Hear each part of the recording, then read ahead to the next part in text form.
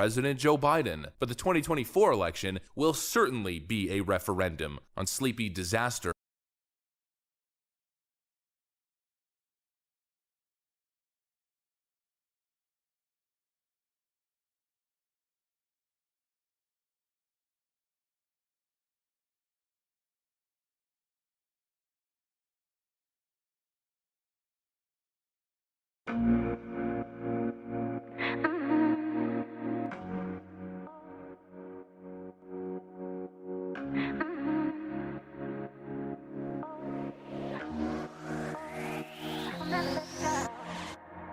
I know you're scared sometimes, don't know if you're wrong or right.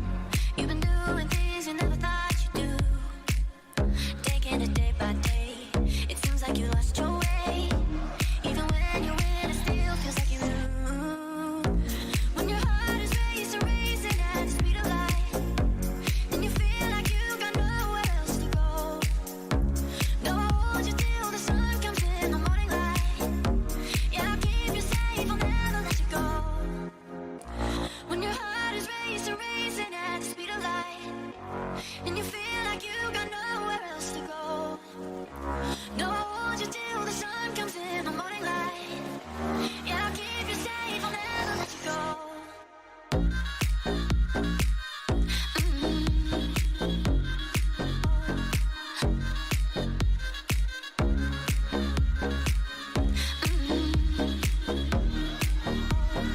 I'll never let you go.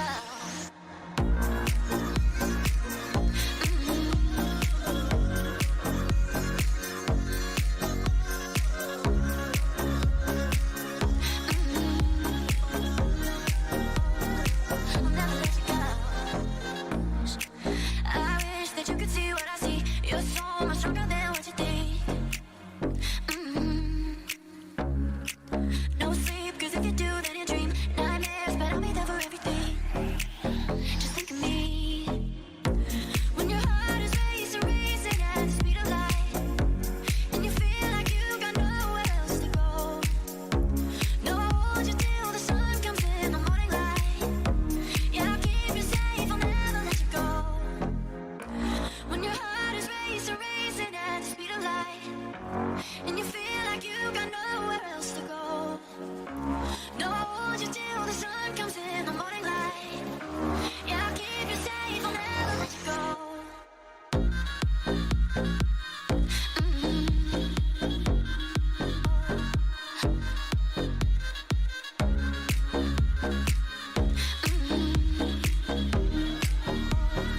I'll never let you go.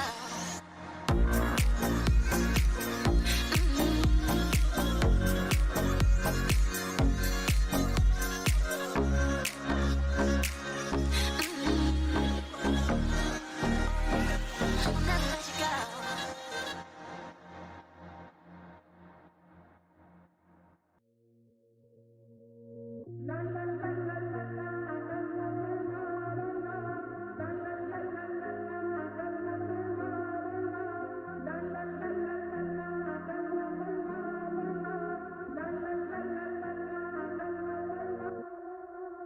You broke me too many times, oh, but I can't say goodbye. When I ask you to change, oh, you can't empathize. Now you broke me so many times, you can't even see why. Now you broke me so many times, you can't even see why. I will take the control of. It seems like you can't let go.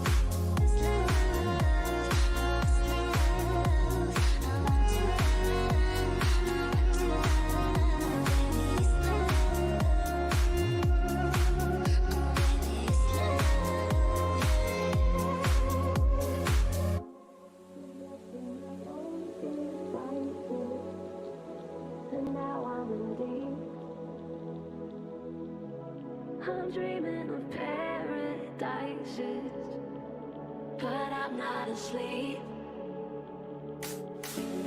Was left to my own devices, and now I'm in deep. I'm dreaming of paradises, but I'm not asleep.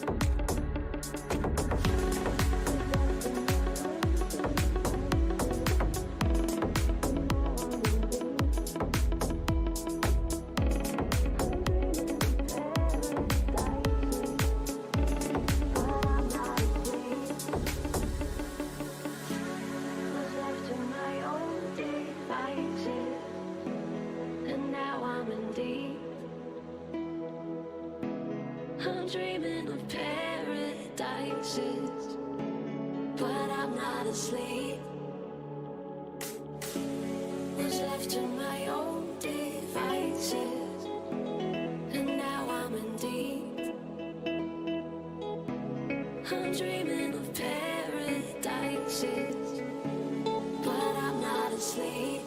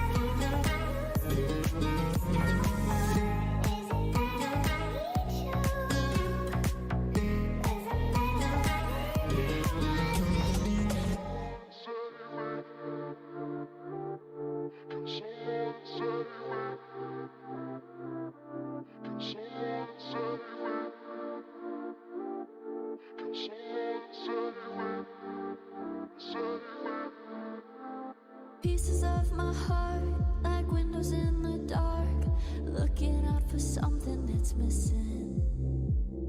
Colors that don't change, all turn to shades of gray, staring in the night for vision. And I shoot up a flare from my hope in the air, singing SOS. Can someone save me? I'm all out of love. You say you've got enough for the both of us. I'll make it, baby. And I shoot up a flare from my hope in the air, singing SOS, singing SOS. And I shoot up a flare from my hope in the air, singing SOS. Can someone save me?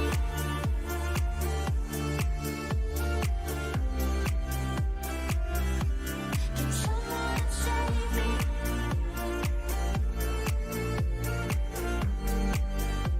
Save me. Can someone save me?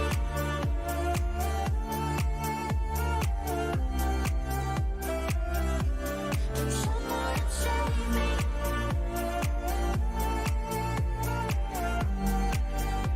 Save me. SOS. Quiet, it's too loud. My faith is on the ground. You lay down there with me when I'm lonely, touching every scar. You fix the jagged parts. They cut you, but you still wanna hold me. And I shoot up a flare from my hope in the air, singing SOS. Can someone save me? I'm all out of love. You say you've got enough for the both of us. I'll make it, baby. And I shoot up a flare from my hope in the air, singing SOS, singing SOS. And I shoot up a flare from my hope in the air, singing SOS. Can someone save me?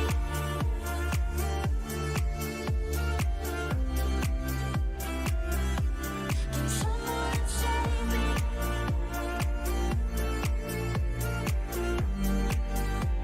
Save me.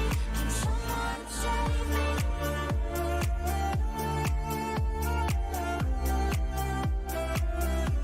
Can someone save me?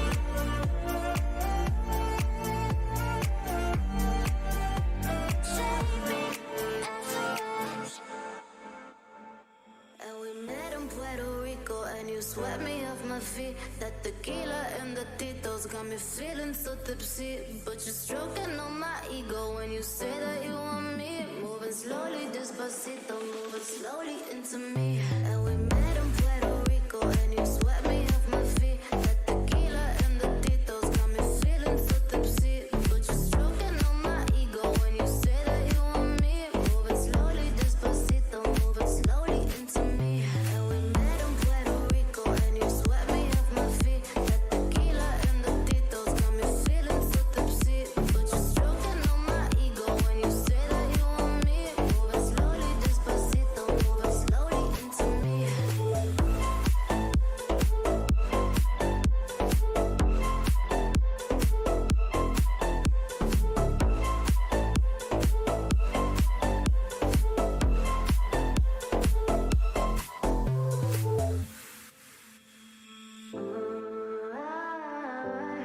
I can't pretend it.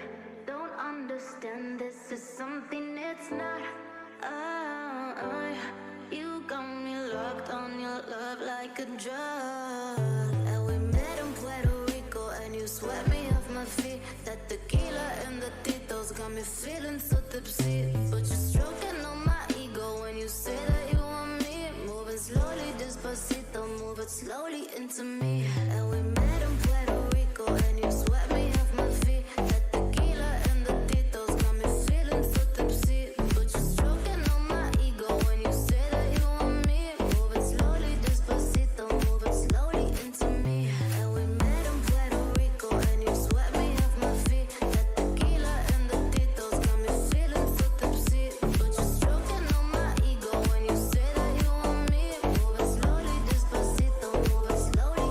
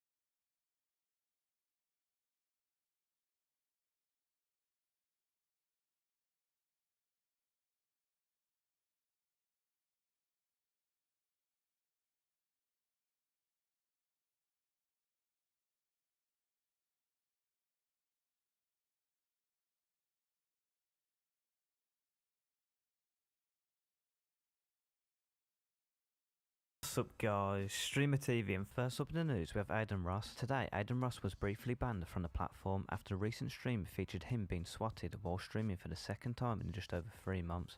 When the stream was live, Ross had more than 200,000 peak viewers during the swat. Following the incident, clips quickly began to circulate on the platform about the situation. Aiden did confirm on Twitter that he was banned for being swatted, but deleted the tweet right after. As of now, Aiden is unbanned on Twitch. Here is one of the clips when he got swatted. Aiden Ross briefly banned on Twitch after being swatted. I'm left. Shine and Celery left. Wow. Tell him not to come back. If you guys are watching, don't come back, bro. I want to call Jet again. I want to reach anything. I'm like, all right. Just gotta be really careful. Okay, he's on with LAPD right now. I hear it down the ground. All right, bro. Yeah, they're talking to Will name. David, I'm streaming. Everyone can hear you, so don't say anything crazy. We're on it. We see. I was watching. Jed is already on with LAPD. Said he got hand connected with the guy from LAPD. I think they're in cuffs right now, though, because I heard someone say get on the ground. So just let me know. Jesus Christ. Let me know, bro. Fucking 16-year-old. A lot worse shit than swatting's gonna happen to him. Yep. Insane. Yep. That kid's actually going to jail. All right, bro. Just let me know. 21 Savage calls Trainwrecks TV ugly.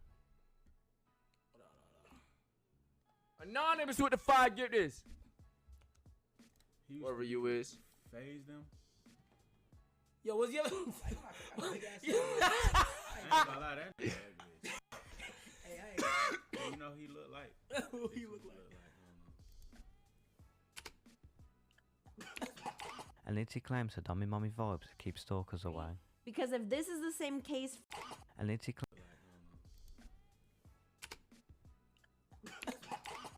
claims her dummy mommy vibes keep stalkers away.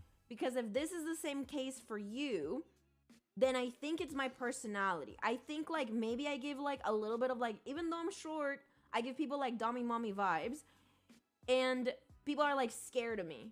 So like the kind of male attention that I attract is not of guys that are trying to like take me down, but guys that are want to like kiss my feet sort of thing. I don't know if this makes sense. What has your experience been? Like, have you, like, do you agree with this? Have you had a similar experience to mine? Because you're like the biggest dummy mommy person that I know. So if this is the same case that you've experienced, then that is the reason why I don't have any stalkers. So I want to keep being like, you know, strong. So this never happens. You just don't know about them because your mods eliminate them. Oh, wait, so I do have them? You guys are just really good. Fan complains about how Destiny does not have enough tea. And one way that he did it, it was like really subtle, but I didn't really think about it, is do you know what boba tea is by chance?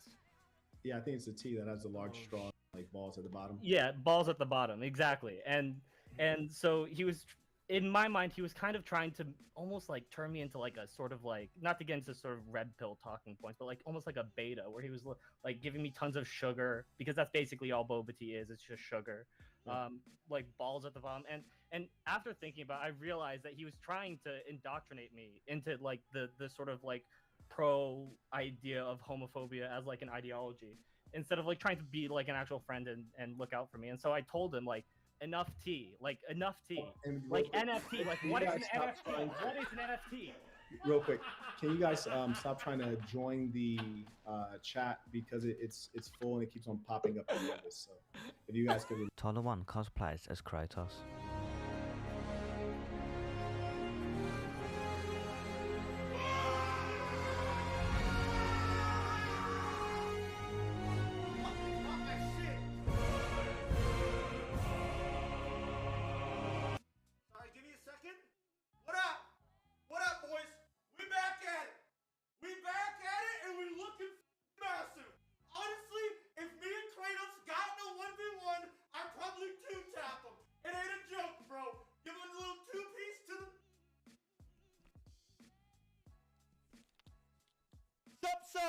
IRL GTA car switch. Eastbound, westbound. I met the neighbors today. They were all so neighborly, dude. They came over. He's going eastbound on the westbound. They were all. Oh my god! Oh my god! Oh my god! Oh my god! Oh my god! Now he's going to turn around and I assume try to go back the And yeah, he's driving off the highway. Who's that? Taking his exit here. Okay. Who's Now you that? see a woman just get out of the vehicle. She's running out. Looks like she's getting. Oh, the old switcheroo. Oh my god, a dog! Oh my god, a dog! It looks like Romeo. Oh my god, get the dog. Please get the dog. Please get the dog. No, no, no, get the dog, get the dog, get the dog. Police are watching this as well. They know what's taking place. Okay, so we just saw these two people. Horde visits a pet store What website. is this? Hamster?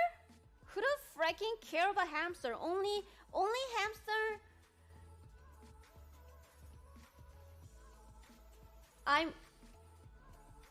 Don't Google.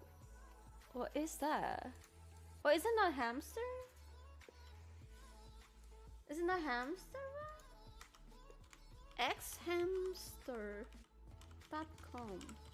What is that?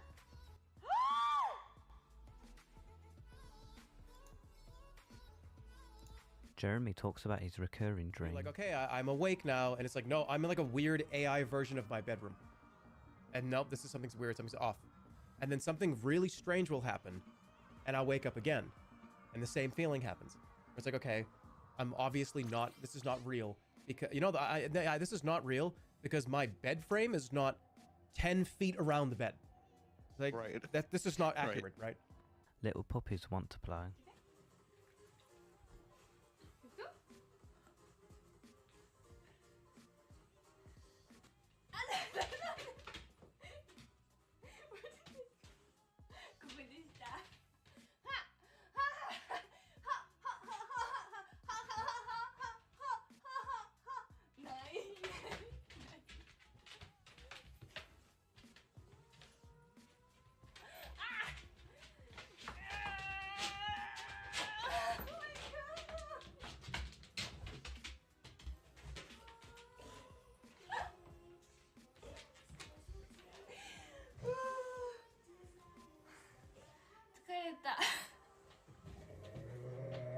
And now knows why we're here. On the main menu. This is the content. You know that, right?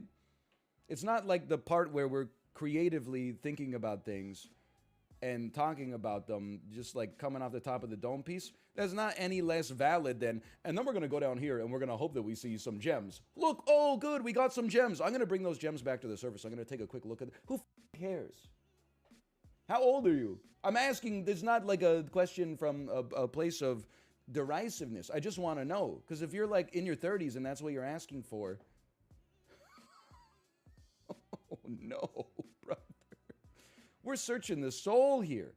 We're combing through the Zen garden between your ears, okay? The game is merely the background noise. That's why I'm not playing God of War Ragnarok. We don't need the emotions to be on the screen. We find them within. We comb through the soul. Sometimes we do go goblin mode. That is true. If you guys enjoyed this video, feel free to drop a like, and if you want to keep up with the latest news and clips, be sure to subscribe and turn notifications on, and I'll see you guys in the next one. Emmy is not happy to know that her aunt is coming. Michaela?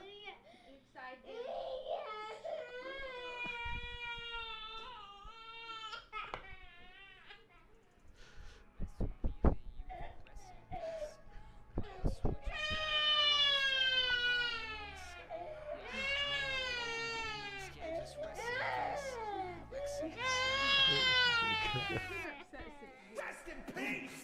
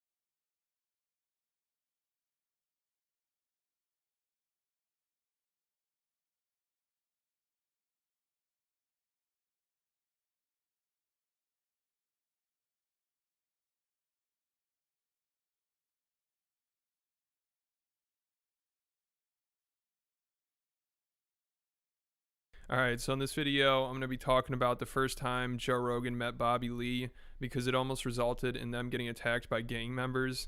And someone on Reddit actually recently made a post about this, and it shows Joe talking about it on his podcast with one of his guests, then Bobby talking about it on Bad Friends, and they each have a slightly different perspective on how it all went down, which makes sense because this was like 25 years ago. And these clips were from more recent podcasts. But luckily, the one time that Bobby was on Joe's podcast, they did talk about this story, and this is probably the most accurate version since this was back in like 2011 for episode 76 it was, which is still on Spotify, surprisingly. So that's what we're going to be taking a look at today, and it's pretty funny because now both Joe and Bobby have the story wrong, and you'll see what I mean here in a second. So let's just jump into the podcast. So now you grew up in San Diego, right? Yeah.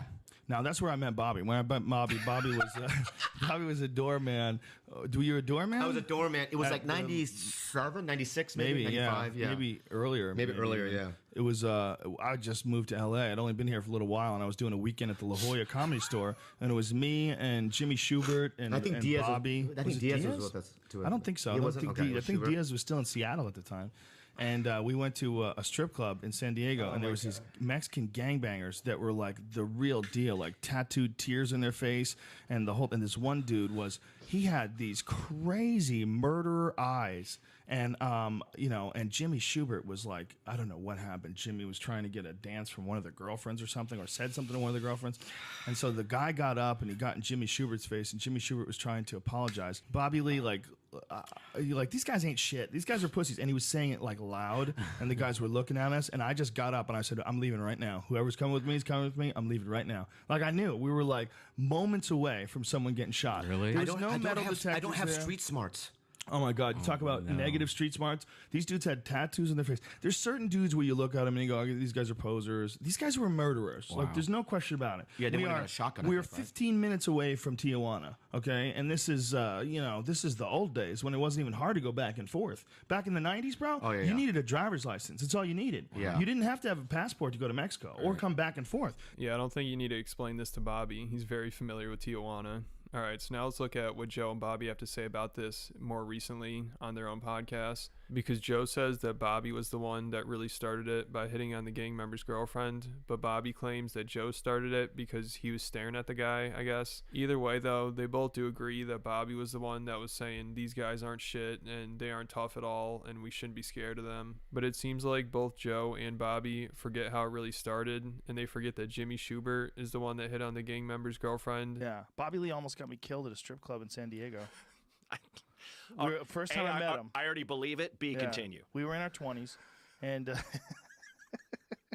I met Bobby Lee down there at the La Jolla Comedy Store, and then we went out after the show. This is probably like late 90s somewhere. Right. And we went out afterwards, went out to the strip club, and there was this Mexican gentleman with a tattoo on his face in the 90s, which is rare. And he had long, straight black hair. Wow. And he had a look in his eyes like he's killed people. Yeah. And I'm good at sniffing out danger. I'm like, that's real danger. And Bobby was hitting on his girl. He was trying to get a lap dance from his girlfriend. God damn it. I mean, in Bobby's defense, it's at a strip club. But this girl was apparently his girlfriend at a strip club. And the guy stood up. And he stood up and he said something to Bobby, and Bobby comes over and he's like, fuck that guy. And I looked at the guy, I looked at Bobby, I go, I'm getting out of here right now. Anyway, I'm at the strip club, and I'm just sitting there. I can't tip, so I'm just sitting there. But I want to act cool because it's Joe Rogan's there, right? Right. So these gang members are sitting next to us. Always. Right? And they go, what the fuck you looking at to Joe Rogan? Ah. Joe's like, nothing, buddy. I'm just watching the show. And Joe goes, and they get in a spat. Like they're yelling at each other. You kind of, yeah. We'll be back. To him? Yeah, so they all leave to go to their cars. Shit. Joe turns to us, and he goes, let's get the fuck out of here. Yeah. And I go, what do you guys, I said. You said, what do you guys play? No, pussies. You said, what are you guys, pussies? To Joey Diaz and Rogan in a strip club. Yeah. Because 4 Mexican gang members went to their car. Yeah. Okay. Yeah. What do you think they were going to get? A blanket? So this story is pretty surprising because usually Bobby's trying to avoid confrontation, and this is like an actual threat, and now he's acting like a tough guy. I guess he was acting like that though because he wanted to impress Joe, And I think probably the most accurate version of this story is the first time they talked about it on Joe's podcast, because they both seemed to agree on what happened at the club and they weren't questioning each other's memory of it at all, except for Joey Diaz being there. Bobby really seems to think he was there, but even when Bobby was on Joey's podcast, he brought this up and Joey said he wasn't there. And Bobby's like, "Are you sure? I think you were." But you can tell that Bobby knows he screwed up in this situation, and he says he apologized to Joe multiple times. And it sounds like initially Joe was kind of pissed at Bobby for it, but now it seems like Joe doesn't care as much because it makes a good story and Bobby knows he screwed up here. Extreme danger, and that's what we were involved in, a pocket of extreme danger. And there's Bobby like, "Fuck these guys ain't shit." He's like saying it loud, and I don't know if you were drunk at the time. You might have been drinking. No, I wasn't. Were you sober? Yeah. Okay. I was 23. Okay. I just left the hometown Poway was where I grew up. Poway? Yeah, it's called Poway. Yeah, Where is that? It's outside San Diego. Yeah, it's like 25 minutes east of like downtown San Diego, right? And I didn't know much. Okay, I just started doing stand up. I wanted to impress you because you know what I mean. You're a headliner, and I'd never met headliners. You know what I mean? Like he's a headliner, so I wanted to act tough. You know what I mean? And I came across looking like an asshole. Well, it's not how you came across. It was the threat that you had put us into. You'd put us in a position. Yeah, I apologized over the last it's no 15 big deal, years, buddy. you know? It's just a funny story, man. I still love you. Just a funny story, but I just remember like this little motherfucker's gonna get me killed. Yeah, and I remember that. I remember it vividly. Yeah, he was so incredulous. Even now we were waiting to get in the car. You guys are overreacting. I'm like, get in the I don't know what was wrong car. with me. Yeah. I'm like, I've seen murderers before. I've met them. Yeah, There's a certain tweak in a person's eye when they've already killed somebody. So that's Joe Rogan and Bobby Lee's infamous strip club story. If you want to hear another good Joe Rogan strip club story, make sure you check out my Joe Rogan and Howard Stern video. That's a good one. But before you do that, in this video, I also want to talk about Bobby Lee and Joe Rogan discussing the Carlos Mencia incident. I'm sure everyone's aware of that. If you're not, basically Joe Rogan just confronted a comedian who was stealing jokes, and it turned into a giant thing because it was true. The guy was stealing jokes, and his career took a huge hit from it. And Bobby was actually good friends with him. He probably still is, because also Carlos helped out Bobby a lot early on, and he brought him on the road to do comedy shows with him. So Bobby probably feels like he owes him something, even though it just sounds like Carlos was kind of a dick to Bobby the whole time. Like Bobby talked about how Carlos would make him cry, which we'll get into here in a second, and also Carlos was stealing jokes from Bobby. So I don't know why Bobby defends this guy so much. Like also after Joe confronted Carlos about stealing jokes, Bobby actually made a video defending Carlos, but it was a terrible video, and you could tell Bobby's just under pressure to do it, and he felt like he had to. And I've never seen him steal a joke. He never stole a joke from me, and I don't know where Joe Rogan gets the information that I called him to tell him that Carlos steals, because I never called Joe. This is actually the top comment on the video, and I thought this was pretty funny and describes it well.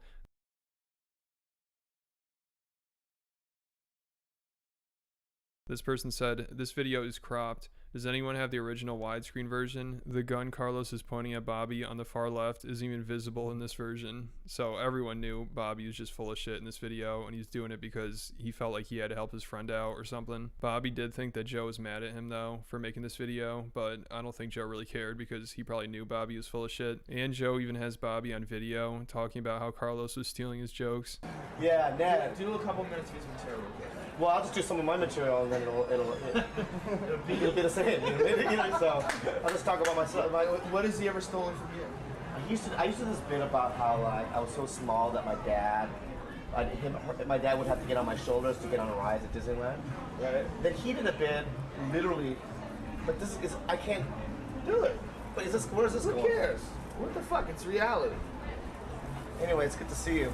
This is the reason why comedians get away with stealing. Because comedians like you are afraid of confrontation. It's funny now Joe's roasting him for being afraid of confrontation. Like, too bad he didn't treat Carlos like those gang members at the strip club. Or too bad he's not looking to impress Joe anymore. Alright, so now let's just get back to the podcast where Bobby's talking about how he felt like there was some tension between him and Joe. Also because of this Ari Shaffir incident. But I don't really want to go into that right now. Maybe I'll make a separate video for that. But they're mostly just talking about all the Carlos Mencia drama right here. That I felt that there was animosity between me and your camp. What? Because you never felt it from me. Yes, I did. Really, from me? Yeah, I felt that. I felt that. Can I be? I Sure. Be, yeah. Is that I felt that there was a weirdness because of the whole the video that had come out. No. Right? And with Ari, you know what I mean? Me and Ari not getting along. Look, when I called you, when there was that video that you made where Mencia made you make, called you about it. I go, look, I told you, I go, dude, I'm not mad at you. I don't. It doesn't bother you. Were like, which was the one biggest mistake, I thought, because if you read the feedback after that, oh my God, I had death threats. Well, you know, I understood your point of view totally. I knew you from back in the day, and I knew your relationship with him, and I knew that you knew he was sick, and you were trying to help him. I knew the whole crazy. When It was you think insane. About it. But you know what? Also kind of crazy was, you remember what the environment was like before anybody called him on that, where everybody was on eggshells, and you're constantly terrified of that guy walking in the room. Yeah, it was crazy. And then he was becoming successful. He's becoming successful, and then just. Yeah, God, it's scary. like I said, you know, I just don't see that part. You know? Did you see the movie I Am How can you Comic? say that? How can you say that? Because you did. Because he stole shit from you, man. I mean, I know you had issues with him. Okay, I know. Can I just say this though? Yes. All right. So then Bobby starts saying when he first started, Carlos helped him out by buying him some shitty car, and then he took him on the road to do stand-up, so he helped his career.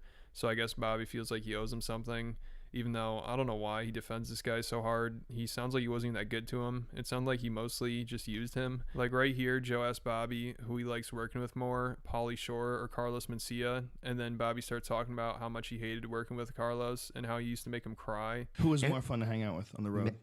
Obviously, Pauly, because he didn't make me cry. You know what I mean? But So how did he make you cry? Well, he would make me go to golf with him. What? He plays golf, and I hate golf. And I'd have to get up early and carry, bring the golf bag. You would have to bring the bags. I did it once or twice, and I stopped doing it. You know what I mean? And He then, would tell you And to then one carry time, the no. bags? One time he let's move over that. And then, No, he made you carry bags? One time I had to. We played Denver once, and he made me sleep. I didn't give me a hotel room. This is when What? he wasn't doing as well. He was in the beginning, and I had to sleep in Albert's closet. Get the fuck out of here. No. He took you on the road with him, and you didn't even get a hotel room. He wasn't selling out at the time. This is literally in 96, 95. What made you cry? Just having to get up and there was a time where you had to sell merch and as a young comic, you know what I mean, you don't know what to do. You want to make it. You know, you appreciate the stage time, and it was just. So he makes you work for him, and on top of just opening up for him. Yeah, but to be You'd have to honest, a carry- lot of guys do that shit, dude. Really? Yeah, I don't because I have openers now, and I treat them with the Pauly utmost. does. Pauly does. Yeah, Pauly does all the time. Yeah. You know what I mean? Didn't Pauly get you to work for free? Didn't Pauly? I can't. That's another. I cannot. You can't discuss that. No, because it's another. That's another. So it sounds like Carlos would bring Bobby on the road to be his personal caddy, and then to make him sell merch, and then he'd make him sleep in the closet. That sounds terrible. And then even on top of all that, he's stealing his jokes. So I don't know why Bobby would defend this guy. Even if he is helping him out by giving him stage time, it does not sound like it's worth it. It did sound like Carlos was really struggling after all this went down though, so maybe just Bobby felt like he needed to be there for him in a way. At the end of this podcast, Bobby starts talking about how he feels bad for him because he used to be really sober. He would never touch alcohol, but now I guess he's drinking a lot and smoking weed. And it just sounds like Bobby's trying to say that he's in a dark place now. Known Carlos, he's never did drugs or drank. That was a big thing. I don't need it. You know what I mean? Right. Natural high. Right. And now it's he's smoking pot. You know what I mean? That'll probably help him. Yeah, I think it'll help him. Maybe. But he's also drinking. He's also drinking. Yeah, he's also he's drinking. just. I can just tell he's sad. Yeah. You know what I mean? Well, it's karma, man. And as a friend, you can't victimize And as a people. friend, you watch it, and it's just. I always try to tough, play you know? Call of Duty with him on Xbox because I feel bad. I always send him a friend. You feel bad, so you want to kill him? Yeah. Fuck up. See, it's not too bad for Carlos. At least he gets to play video games with Brian Redband now. That's pretty cool. All right, so that's about it for this video. Thanks for watching. I hope you enjoyed it. Make sure you hit the like button if you did. Then leave me a comment.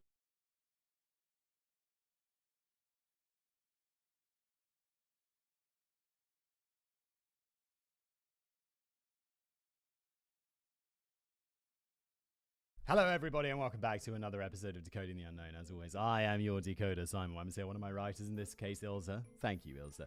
Writes me a script. She's put together today, The Secrets of Agartha. Never heard of this. I have no idea what this is about. That is, of course, the format of this show. I have a fat old script in front of me, and I have no idea what's going to happen. Maybe you don't either, and we're going to go on a wonderful exploratory journey together. So let's get started.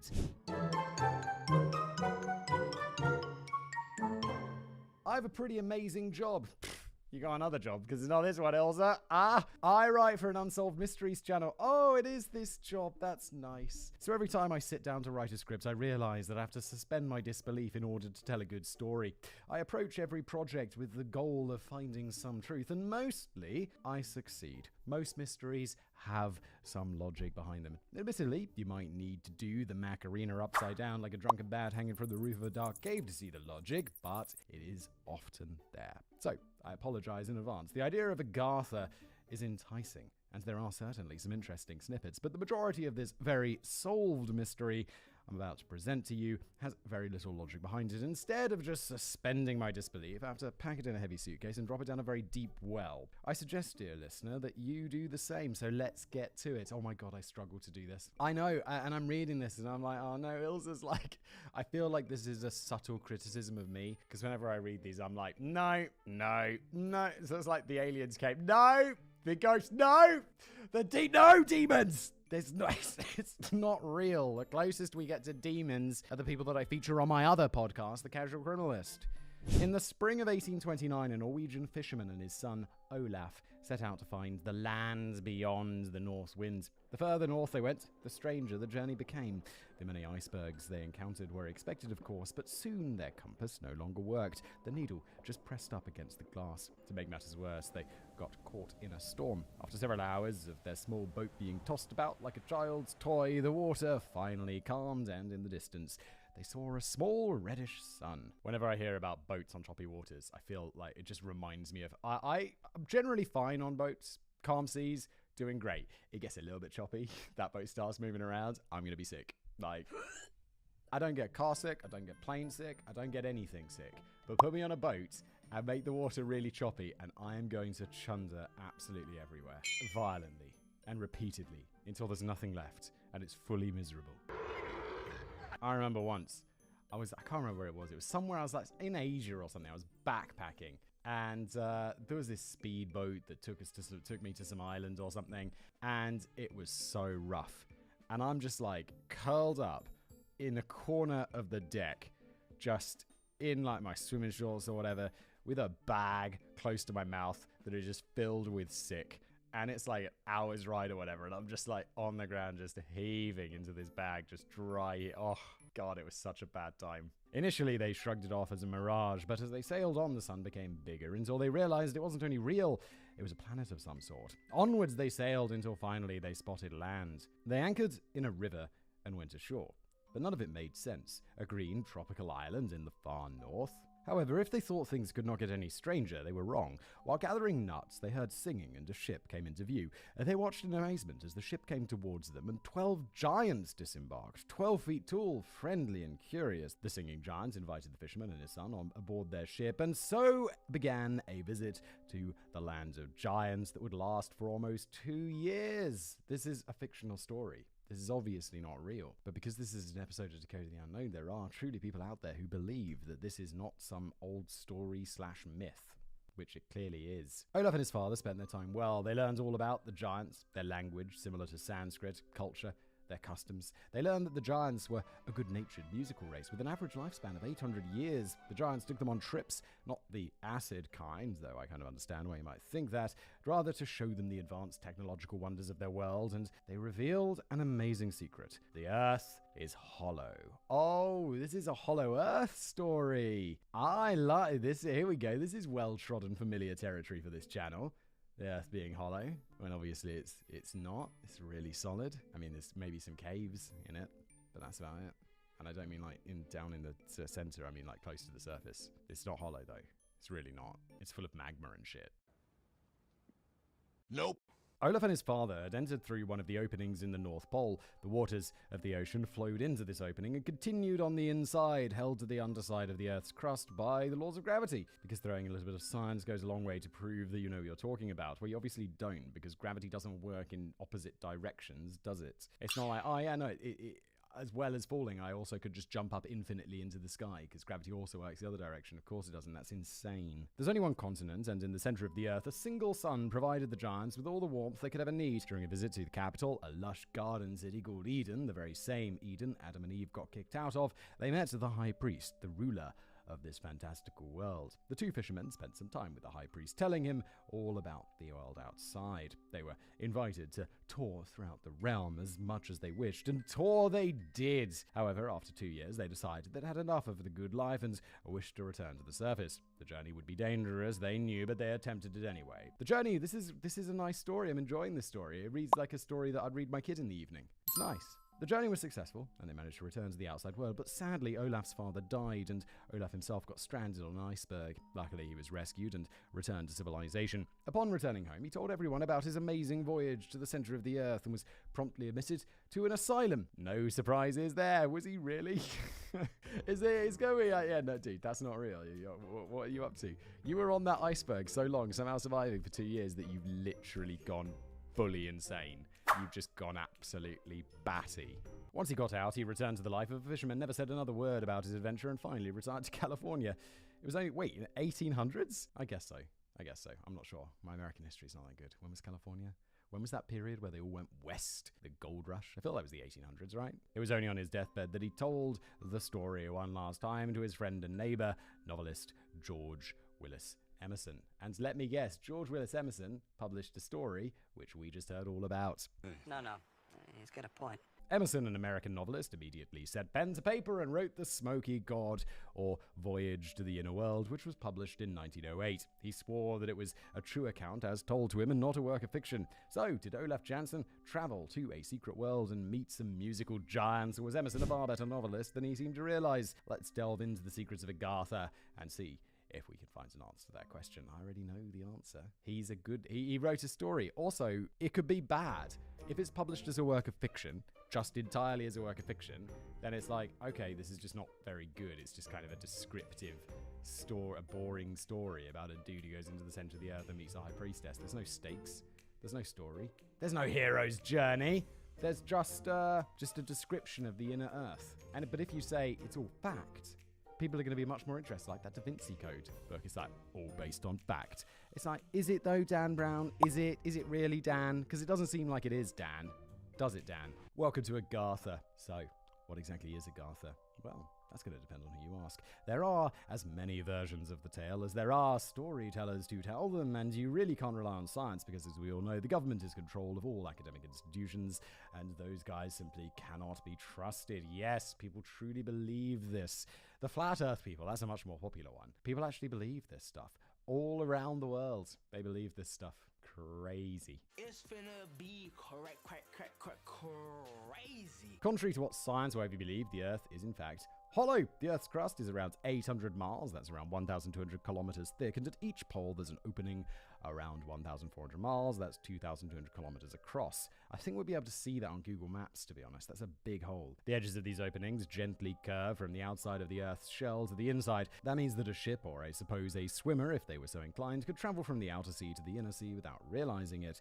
Of course, the fact that the South Pole is a continent, Antarctica, which is roughly the size of the US and Mexico combined, and the North Pole ice cap is frozen all year round, means that very few sailors or swimmers will ever get near the opening. But don't expect too much logic in this episode. While pilots claim to fly across the North Pole all the time, none of them have ever seen this opening because the fools that they are, they follow their compass and other instruments, which in turn are following the magnetic rim of this opening to the inner Earth. Instead of flying across the pole, which is centered in the middle of a really big hole, they're flying around it. However, should you ever come across this opening in your travels, if you're willing to brave the ice, hungry polar bears, below freezing temperatures, and adorable penguins, congratulations, you found the entrance to Agartha. Hello. Hi. Welcome. This makes no sense. This is one of those things where it's like, okay, I can understand why people could be fooled by this in the past, because there's not a lot of evidence to the contrary, even though there's no evidence for it either. But nowadays it's like, what? Okay, so all the academic institutions are bought off, and so is Google Maps, and all the other mapping companies, and every company that owns a satellite that can take pictures of the Earth. It's like, come on. It's just, nowadays we should be bigger than this. We should be beyond this. Our big brains should be able to handle the fact that the Earth is not hollow. There seems to be some confusion about whether Agartha is a country or a city. Some stories claim that Agartha is the land found in the inner Earth, and Shambhala is its capital city. And remember that name, because we're going to get back to that later. Shambhala, while others claim that Agartha is the city. More contemporary theories refer to the Agartha network, claiming that this inner realm consists of a great many cities. Well, that would make sense, because it's going to be really big. If it's on the inside of the Earth, it's going to be the same size as the outside of the Earth. And that's a lot of space. The Earth's really big. It's a very big bun. Big, fluffy bun. Either way, it's in the center of the Earth, and it's not just inhabited. If all the stories are to be believed, it's downright crowded with thousands or even millions of inhabitants. Well, it wouldn't be very crowded then, because like 8 billion people live on regular Earth, and it's not that. I mean, there's a lot of people, but it's not that crowded. There are places you go, it's like there's nobody for miles. This is cool. The underground civilization is linked to all the continents with a network of tunnels, some natural and some created by the residents of Agartha. If you don't feel like plodding around the poles, there are other entrances to Agartha across the world. The Mammoth Cave in Kentucky and the Shasta Mountain in California. The base of the Great Pyramid of Giza, of course. Manaus and Mato Grosso in Brazil. Iguazu Falls on the border of Brazil and Argentina, Mount Epimeo in Italy, the Himalayas in Tibet, beneath the border between China and Mongolia, which in my opinion is a bit vague, Rama in India, and King Solomon's Mines. Of course, you'd have to find the mines first, which means you'd solve 2 mysteries instead of 1, so good on you! These entrances are a well-kept secret unless you have Google, and they're guarded by initiates sworn to secrecy. Apparently, somebody didn't get a memo. Did you see the memo about this? Yeah. The inhabitants of the inner Earth are superior beings, far superior to us mere surface dwellers. They possess superior technology, are intellectually far ahead of us, and have reached a level of spiritual enlightenment we can only dream of. Of course, they can't share this with us, because they are morally obliged not to interfere with other cultures, sort of like the Prime Directive of Star Trek. And well, Enterprise captains have a history of trampling all over the Prime Directive on the odd occasion. Yeah, happens all the time. But what about the Prime Directive, Captain? We have to ignore the Prime Directive on this one, Lieutenant. All the time. All the time. And sometimes they'll do it and they just won't even mention it. And it'll be like, it's not top of mind when you're on a spaceship exploring space about the Prime Directive of not interfering with alien cultures. And they're just like, let's interfere. I saw a great one. It was comparing Stargate to Star Trek. And it was like, Star Trek, don't interfere with alien cultures. Stargate, let's go fuck up some alien cultures and steal their shit. But these benevolent subterranean dwellers have more self-control than the Enterprise captain. They also keep tabs on us, though, and if the need arises, they'll warn us to change our ways, as they've done many times in the past, and should we insist on annihilating ourselves, well, they're going to pick up the pieces. Of course, some believe that our benevolent subterranean guardians are, in fact, our rulers. We are ruled by the King of the World, who is in direct contact with the Dalai Lama in Tibet. The Dalai Lama has never admitted to this. Well, at least someone knows how to keep a secret. As for the citizens of this amazing land, there are plenty of origin stories. Some claim that they're giants. Another tale, known as the Shaver Mystery, tells of 2 races, the benevolent Teros and the evil Deros. That's short for detrimental robots, by the way. Brilliant.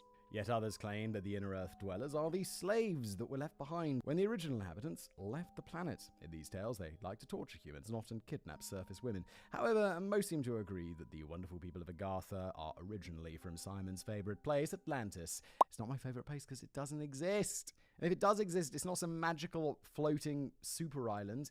It's just a place that was sort of lost to history. Disappointed! The people of Atlantis were so far ahead technologically that they ended up destroying themselves with a nuclear war.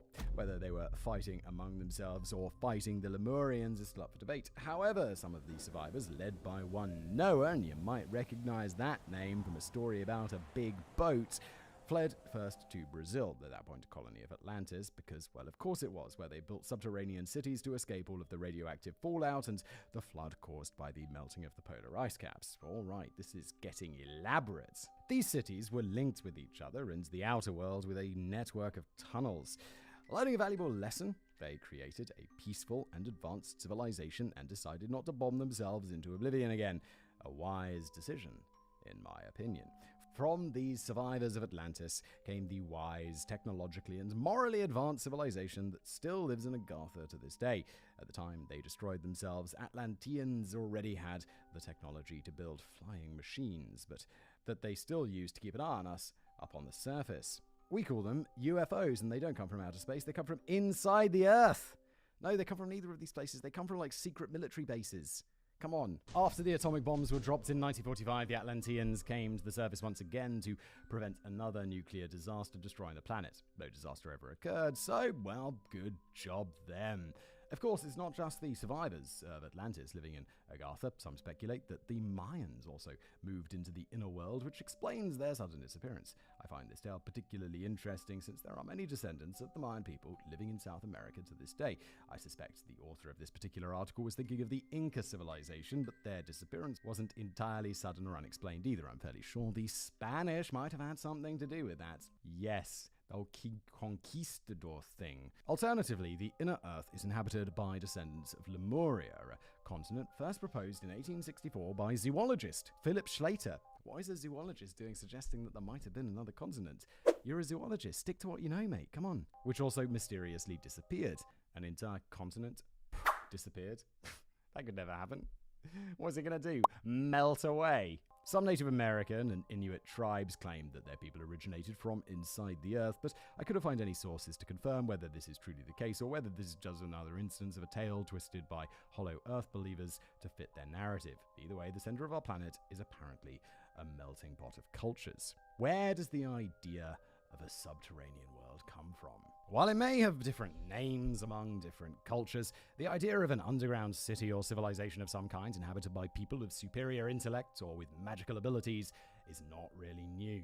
In many ancient tales, the world is considered to be the world of the Fae. King Hurler, an ancient Briton king, attended a dwarven wedding that lasted 3 days. When he returned to the surface, he found that 3 centuries had passed. His lands had been occupied and his people were driven out by the Saxon Horde. There's also the tale of Sir Thomas Ercildown, a Scottish lord and poet who was enchanted by the Fairy Queen and became her lover for 7 days. Upon his return, 7 years had passed, and as a reward for staying with her, or perhaps as compensation, Thomas the Rhymer, as he was known, was given the gift of prophecy. One night, while dining with friends, 2 white deer came out of the forest. These stories from the past are just wild. It's like my kid telling a story, and then this happened, and then this happened, and then this happened, and then this happened. It's like, it's not making sense. You completely lost it. Then this happens. It's okay. You've completely lost the plot. It was the Fairy Queen summoning him back to the world of fairy. Sir Thomas heeded the call and was never seen again. But it's not just the ancient tales that tell of a fairy realm. In 1691, on May the 14th, Reverend Robert Kirk became another victim of fairies taken to their underground realm in punishment for collecting stories and secrets about the Fae around his parishioners in Aberfoyle. In the words of my favourite author, Terry Pratchett, the Fae are wonderful, for they inspire wonder, and they are terrific for the terror they inspire. Moral of the tale, don't follow any of the Fae folk to their underworld kingdom. For ancient Greek philosophers and storytellers, the world under our feet was better known as Hades, ruled by Persephone, and Hades and inhabited by the shades of the dead. For Christians, however, what lies beneath our feet is not a land filled with wonder, riches, and fae, but rather it's purgatory and hell. Since heaven is above, hell must be below. According to one tale, in 445, St. Patrick discovered a cave on an island that was, in fact, the entrance to purgatory, and in the coming years, many pilgrims would visit the island in order to enter St. Patrick's purgatory and have their sins forgiven. One such pilgrim was an Irish knight, Sir Owen, who in 1147, after serving in the Crusades in the Holy Land, entered St. Patrick's purgatory, faced the demons, and survived the punishments, most of them including flame in some form, to come out on the other side a new man, because, you know, going through hell will do that. Stories of the past. So wild. And then this happens. That happens. Of course, we know these are just tales. There are no fairies, not that we can see at any rate, and there are no ancient Greek gods, and hell is a crowded house party if you're an introvert, and COVID isolation if you're an extrovert. It's not a fiery pit at the center of the planet. The Hollow Earth in science. The concept of a hollow Earth was first proposed by none other than Edmund Halley. Halley was a celebrated astronomer, and I think it's pronounced actually Halley. So that famous comet, Halley's Comet, which we've all been calling Halley's Comet, is actually pronounced Halley's Comet, right? And I'm pretty sure this is the dude who discovered Halley's Comet. Astronomer, meteorologist, mathematician, and physicist. While he made many contributions to science, he's best known for his identification of Halley's Comet and the accurate prediction that its orbit would take it past the Earth every 76 years. The comet's expected to swing by again in 2061 for those of you who would like to say hi. In 1683, Halley came to the conclusion that the Earth had 4 magnetic poles, 2 in the Southern Ocean and 2 in the north, specifically in the Bering Strait and Spitsbergen. Halley wasn't entirely wrong. wrong. The Earth does have 4 poles, a magnetic north and south, and a geographic or true north and south. The true north and south are where the lines of longitude converge, whereas the magnetic north and south are determined by the Earth's magnetism. Unlike the true poles, the magnetic poles aren't static, and they change. So the geographic north poles are just arbitrary points that we essentially chose when we made up latitude and longitude, right? The actual magnetic poles, they're in different locations. Then they move. It'd be really confusing if latitude and longitude moved every year. It'd be really difficult for maps and shit. Halley, being a scientist, tried to explain the existence of the poles and their gradual displacement. So, in 1687, using Newton's first Principia that placed the density of the moon to the density of the Earth as 9:5. Today we actually know it's 1:81, so Newton was just a little bit off there. Halley came to the conclusion that the Earth must be hollow. He reasons that if the moon is denser than the Earth, but the Earth is considerably bigger than the moon, a hollow Earth would explain why the Earth didn't leave the moon behind in a dust cloud in their crazy hurtle through space. According to Halley, the Earth consisted of an outer sphere that was 500 miles or around 800 kilometers thick. This was followed by an air gap, the same distance between the outer sphere and the inner sphere. The inner sphere was held in place by gravity, otherwise it would collide with the outer sphere. However, the inner globe would need light, and this light was provided by the concave arches of the outer globe, shining like the sun. Okay, it's going to be really bright in there. Otherwise it would collide with outer space. At the time, science didn't know what the sun was, and I'm sure the idea that the sun was a ball of gas perpetually on fire was a bit preposterous. Of course, when I say on fire, I don't mean actual flames. It's actually a series of nuclear fusion reactions, but that's something you would have been admitted to Broadmoor for saying. Rather, Halley assumed that whatever substance the sun was made of was found inside our Earth as well, and was providing light to the inner globe. The aurora borealis, or northern lights, were proof of his theory. The lights were caused by the inherently luminous matter inside the Earth escaping through fissures at the North Pole. I don't know if Halley knew about the aurora australis or southern lights, but I'm guessing the same reasoning would apply. Newton had already suggested that the Earth was a flattened sphere in 1687, thus Halley reasoned that the poles would be the thinnest, which is why you could only see the aurora borealis at the North Pole. While he suggested that this inner light might be habitable, he never claimed that this globe was inhabited by giants, dinosaurs, or aliens. Oh no, that would come later. Edmund Halley wasn't a crackpot practicing pseudoscientist in his basement. He was a serious scientist trying to explain a natural phenomena.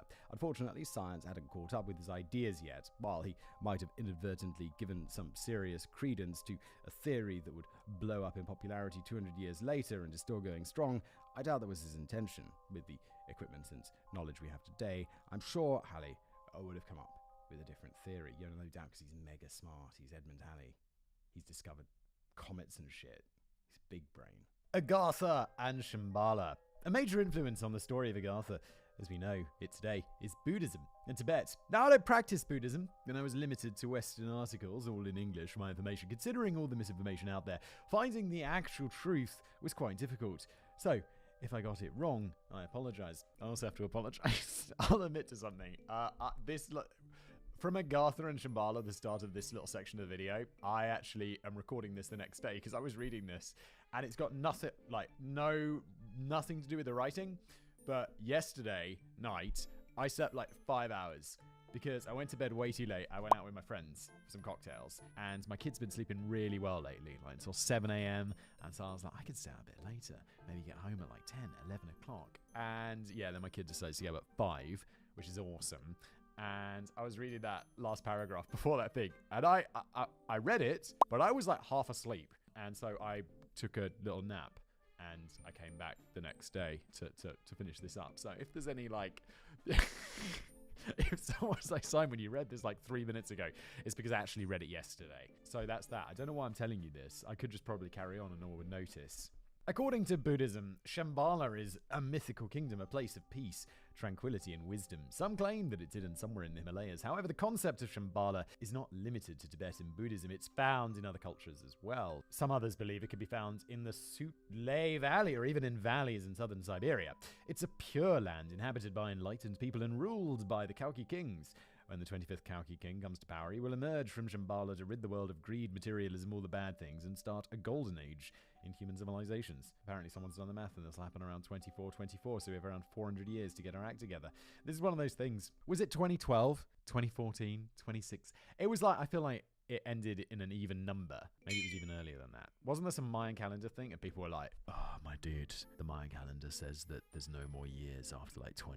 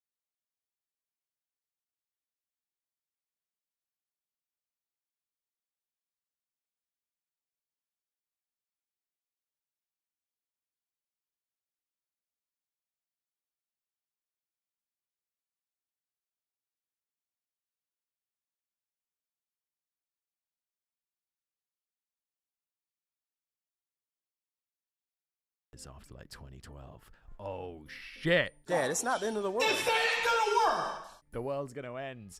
And obviously it didn't because it's all made up. And 24 is gonna roll around and we're all gonna be in like our future spaceships and shit. And we're not gonna care at all because hopefully by that point we've moved on from this nonsense. I'm just ready to move on. And look, it's all nonsense. I'm not singling out Buddhism.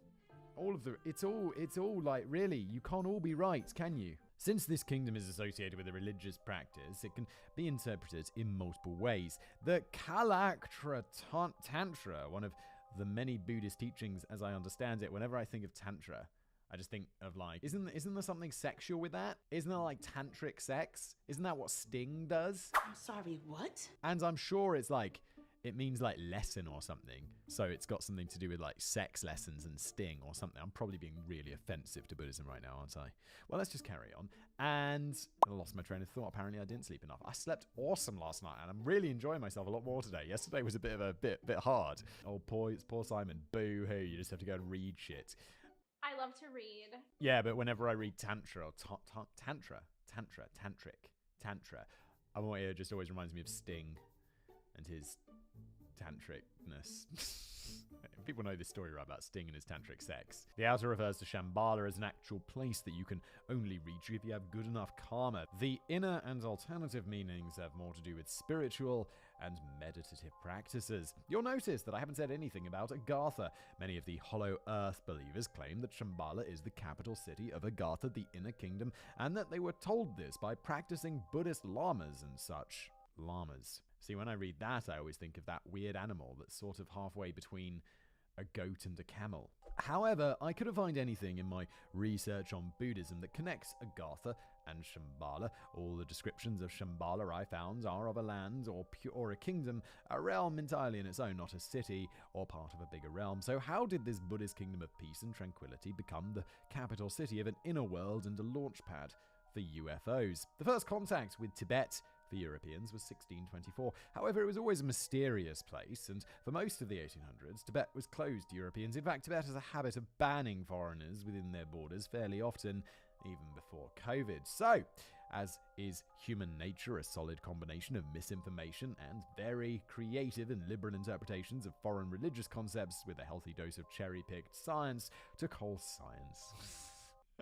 What we explained earlier about gravity working two ways, they're being like, yes, science! It's like, no, made up nonsense. I don't think anybody would believe this story. These took hold in people's imaginations, creating a narrative of mysterious Eastern religion hiding the entrance to a highly advanced yet peaceful civilization safely tucked away inside the planet. Oh, what nonsense. If this turns out to be real, I will eat this iPad. I've previously said there was something. Was it on Decoding the Unknown or was it my other podcast, Casual Criminalist, where there was something and I was like, that will never happen. And if it does, I'm on video right now saying I will eat the scripts. And that was when I had paper scripts before I cared about the environment. And also couldn't be bothered to print them all out. But if this turns out to be real, I'll eat this iPad. I'll eat this entire thing. The search is on. There are so many accounts of people who either visited Agartha themselves or spoke to people who visited Agartha, and it's impossible to cover all of them and still hang on to any shred of sanity. So, I'm only going to look at a few of the big names in the Hollow Earth circles. Let's start with one of the first proponents of the Hollow Earth theory as we know it today, retired Captain John Symes. On the 10th of April, 1818, a rather peculiar message arrived in the post boxes of members of Congress, heads of universities, and leading scientists at the time. To the whole world! I declare that the Earth is hollow and habitable in the interior. It contains several solid concentric spheres placed one inside the other and is open to the pole at an angle of from 12 to 16 degrees. Mate, your English also needs some work, son. I undertake to prove the truth of what I am asserting and am ready to explore the interior of the Earth if the world agrees to help me in my undertaking. Signed, John Cleves Symes, Captain, Retired, Ohio Infantry. Dude, no one's listening to you. You're crazy. Why are you sending this letter? You so crazy. A retired captain who had served with distinction in the War of 1812 and then retired to run a trading post in St. Louis with his family. Symes, surprisingly, not a trained scientist. What? But he was curious, observant, enthusiastic about learning, and as the proprietor of a trading post, he had some free time. When business started drying up, he moved to Cincinnati and threw himself into his true passion, spreading word of the Hollow Earth and raising money for an expedition to Antarctica to find this inner Earth and expand the United States, not just vertically, but horizontally as well. This guy's like, manifest destiny to the center of the Earth! Wow. Wow, he's not just morally wrong, he's also scientifically wrong.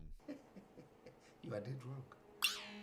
His lectures drew some crowds, but he never got enough donations to actually go on his voyage to the icy poles and prove his theory. Eventually, all the traveling and lecturing took its toll on his health. However, he inspired a number of followers. Among them was Jeremiah Reynolds.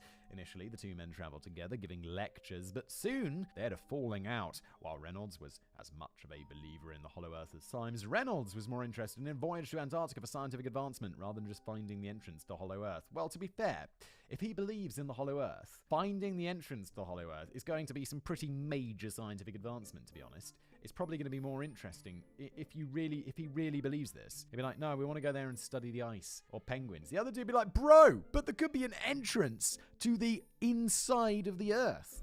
And he'd be like, no, I'm more interested in the penguins. But if they both believe in it, surely he'd see that as scientific advancement. That doesn't make any sense. Symes, however, couldn't phantom any other reason to go to the pole to find this entrance. I know it's supposed to be fathom, but it says phantom.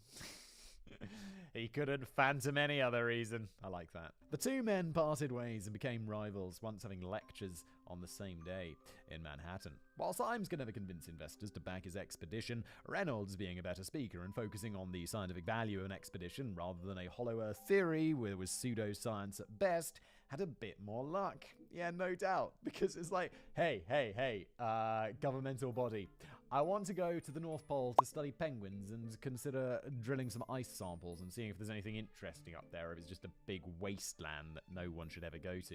They'd be like, okay, it sounds boring but scientific. Another guy comes along and it's like, hey, governmental body, the Earth is hollow and I'm going to find the entrance. They'd be like, who let this guy in? Get the hell out! Get out! Get out! Get out! Okay. How did you get past reception?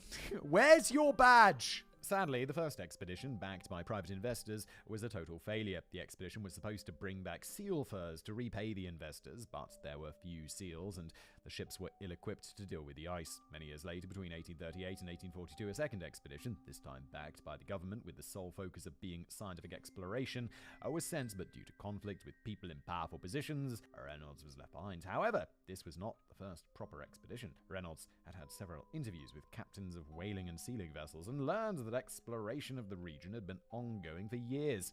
Of course, the captains weren't all that keen on sharing their research because no one wanted to give away their secret locations for finding seals and whales. However, there was one story that stood out. Captain Adam Seaborn, obviously a pseudonym.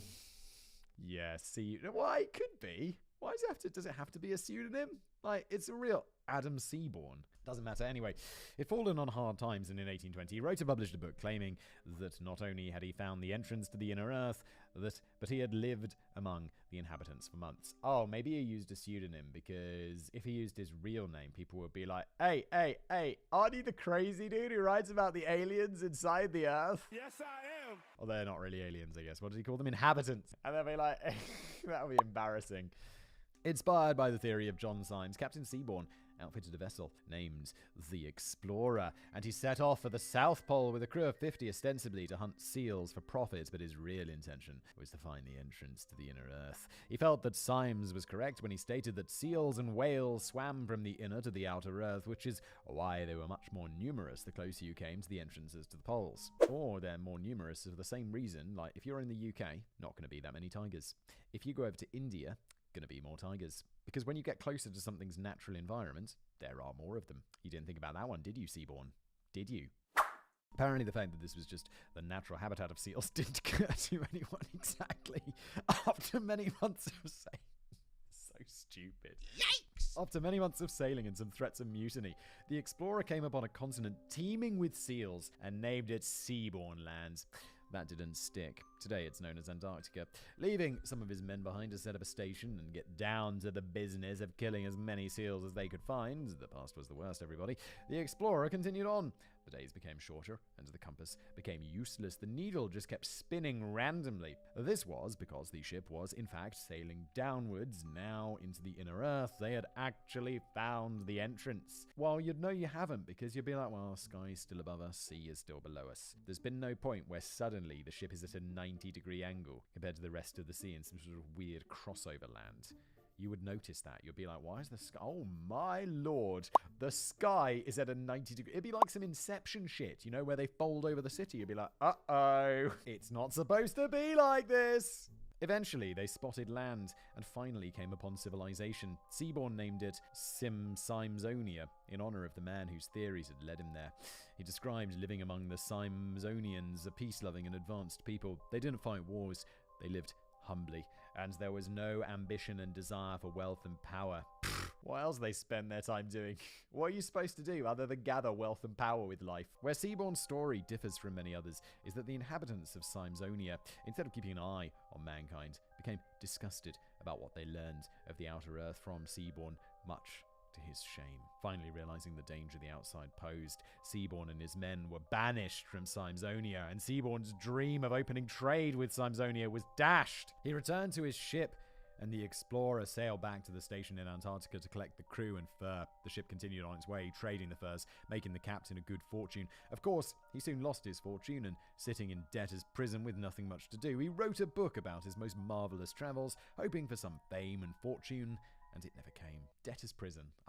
Whenever I think of that, I'm like, man, that is a solid example of the past reverse. It's like you get into debt, and it's not like they want to collect the debt, they'll just put you in jail because you can't pay off your credit card. Fucking hell. The true author of the book has never come forward. Some claim it was Symes himself who wrote the book, but considering that his middle name is misspelled a few times, that seems unlikely. Or he did it to throw people off. A few authors have been proposed, but it's generally agreed that Nathaniel Ames, an American author of nautical fiction, is the most likely suspect, and the book is considered satirical travel fiction, much like Gulliver's Travels. Others insist that the book is a true account of an actual journey. Unfortunately, since Captain Adam Seaborn took his true identity to his grave, I suppose we'll never know. However, I think Simon would agree with me on this one. It's fiction. Of course it's bloody fiction. I do. Also, I think this is one of those things that we could potentially solve in the future with smart computers, right? Because computers are really good at doing that like thing where they analyze tons of stuff. So if you've put in, and I know Google does this with like Google Books, if you've put in every book ever written by every author, like in libraries and whatever throughout history, and then at some point there's going to be computers that are good enough to analyze all that text, right, and spot patterns and mistakes, then you could plug in a book that exists and be like, yo, who wrote this? Using who's making the same mistakes, using the same structure, doing this and all of that, and it'll be like, it's a 90% chance that it was written by this dude, right? That's not in the crazy distant future. I think we'll find out eventually who wrote this. Not all explorations of Agartha happen to the flesh, though. Like I mentioned before, a liberal and often wrong interpretation of Eastern mysticism led to a number of visits happening telepathically. Oh my god, how exciting, because that's real. Yeah, that's 100% accurate. One such believer was Marquis Joseph Alexandre Saint-Yves de Alvedra, who contacted Agartha and its inhabitants around 1885. Saint-Yves de Alvedra was a philosopher proposing an idea of synarchy as a form of government. What the fuck is synarchy? However, an important part of his system, I'm going to look up synarchy, so I'm obviously not going to get an explanation. Is this something I should know? Joint rule or governance or by two or more individuals or parties. Rome had a crack at that, didn't they? With the triumvirate? Those emperors ruling at the same time, something like that. It's been done before. However, an important part of his system would include esoteric societies comprised of oracles guiding and protecting governments from behind the scenes. Let's not do that. That just sounds like when the church gets too much power. Because, or like, great example, the king. People in the past I don't know how it is in other countries, but in the UK, it'd be like the king is the word of God. Like the God speaks through the king's mouth. So whatever the king says is like the word of God. But nonetheless, I am king. King Ragnar. Which honestly is fucking mental, isn't it? And that's like having these oracles and people guiding from behind the scenes is just asking for trouble because these people are frauds, obviously, or crazy, and because they are, don't argue with me on that one. And giving them too much power to control stuff is obviously a bad move because they're frauds. Being interested in the occult, Saint-Yves is how it's said. But what's that one? Yves Saint Laurent? Yves Saint-Yves. Saint-Yves. I don't know. I decided to study Sanskrit and engaged a tutor, Hardiji Sharif.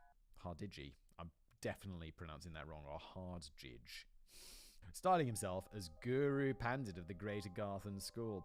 Shari told Saint-Yves all about Agartha, a subterranean kingdom located beneath the Himalayas and governed by sages. Eventually, master and student had a falling out, and after an incident involving a knife, Sharif was shown the door. But Saint-Yves was now a firm believer in Agartha, and apparently the feeling was mutual, for he began receiving telepathic messages from the sages, and he eventually traveled to Agartha through astral projection. And of course, he wrote a book about it. Let's spin some money! The story is the same as the others. Agartha was a utopia, a futuristic society with exotic architecture, and the people were advanced, vegetarian, long-lived, and very happy.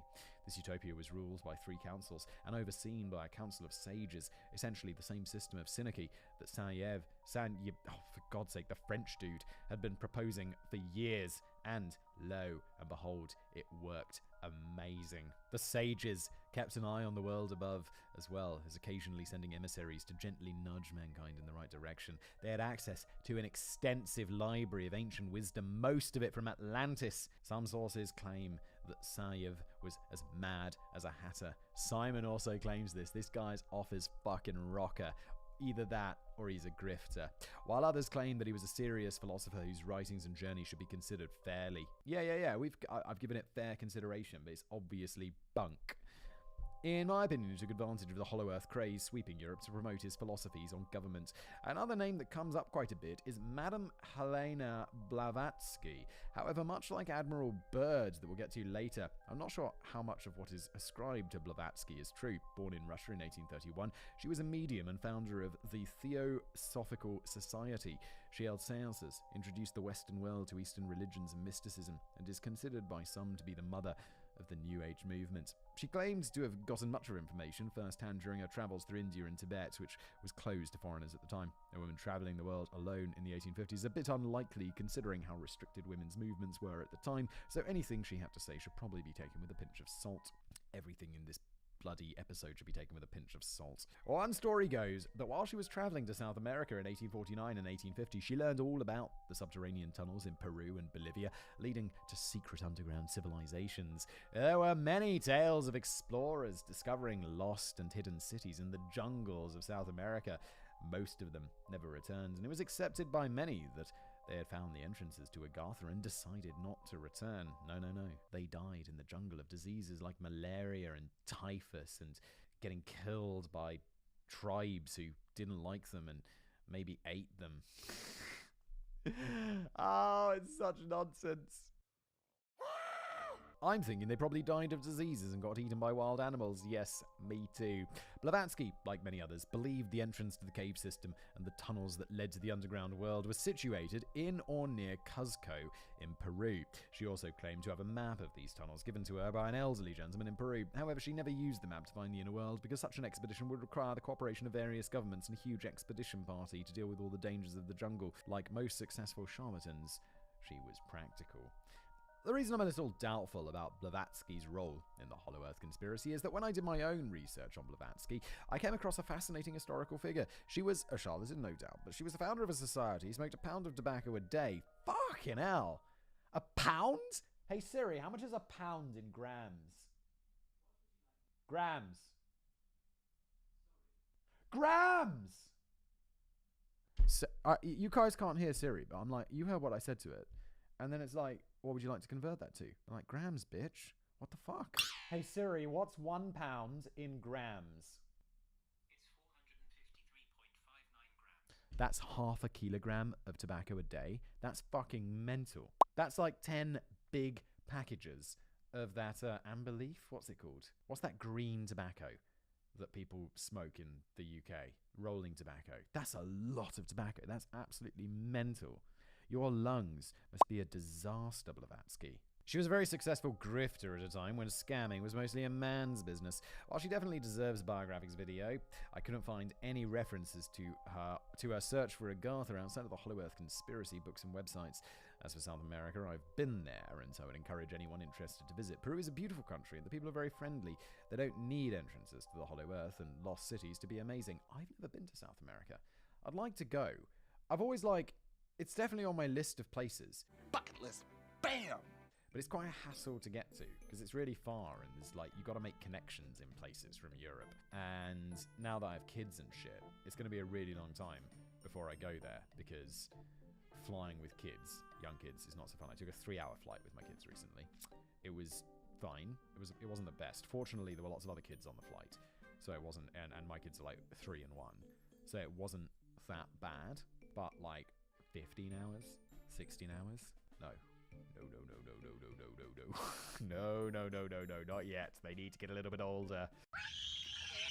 The Nazis get involved. What would a good conspiracy be without the guys from Germany that demonetize a video with the mere mention of them? If that's the case, Simon, I apologize. No, it's generally good. We'll probably be fine. YouTube's quite smart. Now, there are so many different conspiracy theories concerning the Nazis and the Hollow Earth that it's impossible to cover them all. Some start well before World War II in 1938 with the Bavarian crash, Germany's version of Roswell, complete with Aryan-looking aliens. I have never heard of this. Bavarian crash, Germany's version of Roswell is a fantastic title for a YouTube video. That would be very clickable. And it ends with a whole bunch of scientists and engineers going missing at the end of the war. Obviously, they fled Germany for South America and the secret Nazi base in Antarctica. However, I honestly think the Third Reich has gotten more than enough airtime, so I'm going to keep this brief. It's fairly common knowledge that Hitler was obsessed with the occult and the Aryan race. Many a documentary and movie have been made based on Hitler's search for artifacts of power. Of course, if Indiana Jones is to be believed, the Ark of the Covenant was found and when opened melted all the Nazis. You'd think that they would have learned their lesson after that, but oh no, the search continued. There are two very contradicting tales regarding Hitler and the search for the Inner Earth. On the one hand, sources claim that he was searching for the entrances to the Inner Earth, while others claim that he believed we're the ones inside the planet. Oh my! I suppose he could have believed both. He was certainly unstable enough.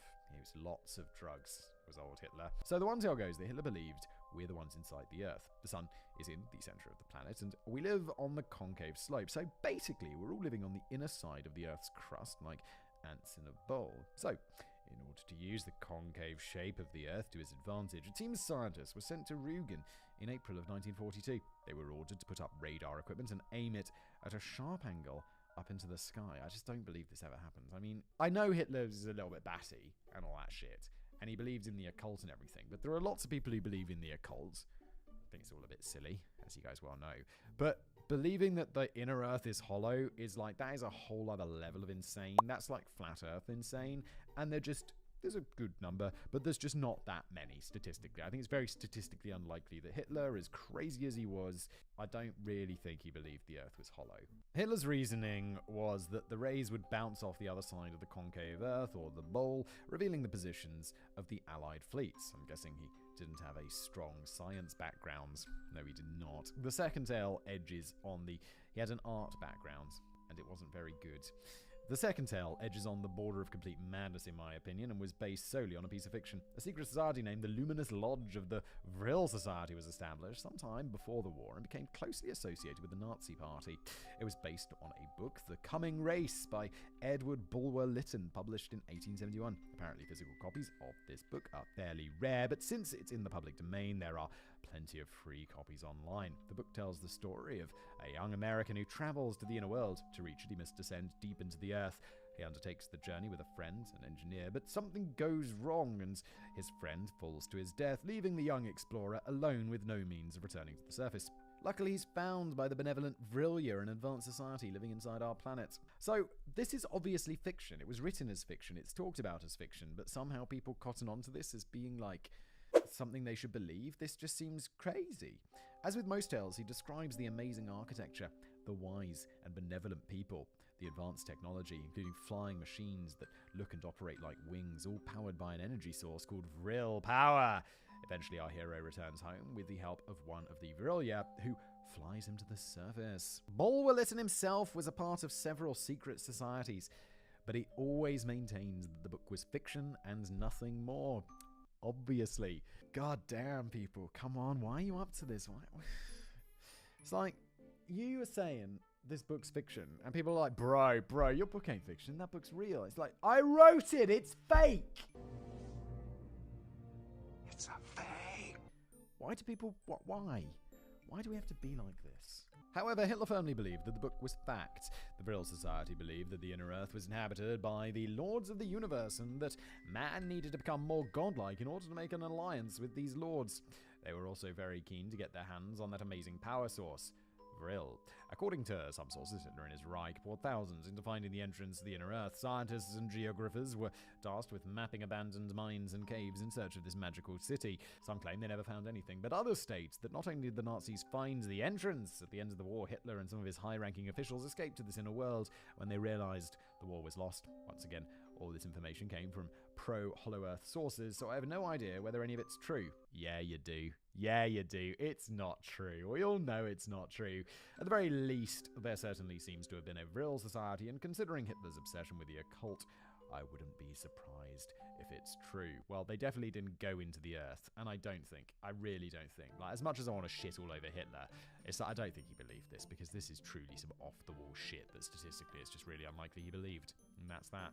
Sorry. Also, can you imagine Hitler showing up in the inner worlds? He'd be like, hey guys, hey, what's that? We weren't running for anything. It's all good. We weren't in a bunker. They'd be like, oh, welcome to, what was it called? Welcome to the real society. How did you guys find us? What are you doing down here? It's like, well, we definitely weren't running away after just being a massive genocide. That's for sure. We're godlike and Aryan and wonderful. We're the best of society. Definitely no genocide was going on. There was no genocide. Why do you keep bringing up genocide? Kinda sus. The Secret Diary of Admiral Byrd. No video on the search for Agartha would be complete without Admiral Byrd, Operation Hydrum, and the Admiral's Secret Diary. Keep in mind that the Secret Diary of Admiral Byrd and the Lost Diary of Admiral Byrd, though it has apparently been found, so I suppose it's no longer lost, are two different books entirely. The Lost Diary was found among some of the Admiral's papers and suggests that Admiral Byrd was not the first pilot to cross the North Pole, whereas the Secret Diary was published after the Admiral's death and details his visit to Agartha. But I'm getting ahead of myself.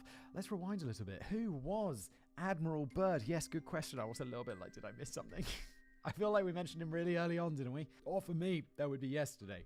Richard E. Byrd was a naval officer and aviation pioneer who left his mark on history. On May 9th, 1926, Byrd, as navigator, and his pilot, Floyd Bennett, claimed the honor of being the first people to fly across the North Pole. However, they may have turned back around 150 miles or 250 kilometers short of the North Pole due to concern about an oil leak, so it is possible that this honor actually belongs to Roald Amundsen and his crew. Flying across the North Pole was not his only claim to fame. Byrd also led 5 missions to Antarctica, among them the famous Operation High Jump. I have to say, I'm like, this episode's been so full of fiction so far that I've got myself a little muddled. But this is real history. What we're talking about now actually happens. Fairly sure I might have even heard of this dude before we made this video. Yeah, this is real. During World War II, Byrd served on the staff of the Chief of Naval Operations. After the war, from 1946 to 1947, he was placed in charge of Operation High Jump.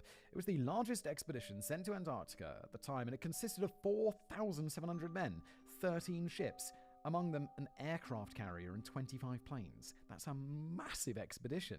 This was Byrd's third expedition to Antarctica, so he knew what to expect. The expedition mapped and photographed 537,000 square miles, that's 860,000 square kilometers, and returned with 49,000 photos covering 60% of Antarctica. As scientific endeavors went, it was quite successful. Now, being a military man, Byrd saw the potential in Antarctica, and he feared a potential attack from the Russians via the poles. Many people have used his speech in which he mentions fear of attack from the polar region as proof that he visited an inner Earth and feared their superior technology. Or he just feared that the Russians could cross the poles to attack.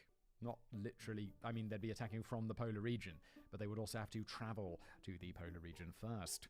Obviously. Why do we have to misinterpret? He's talking about the alien people in the Earth. No, he's not. Why would you jump to that conclusion?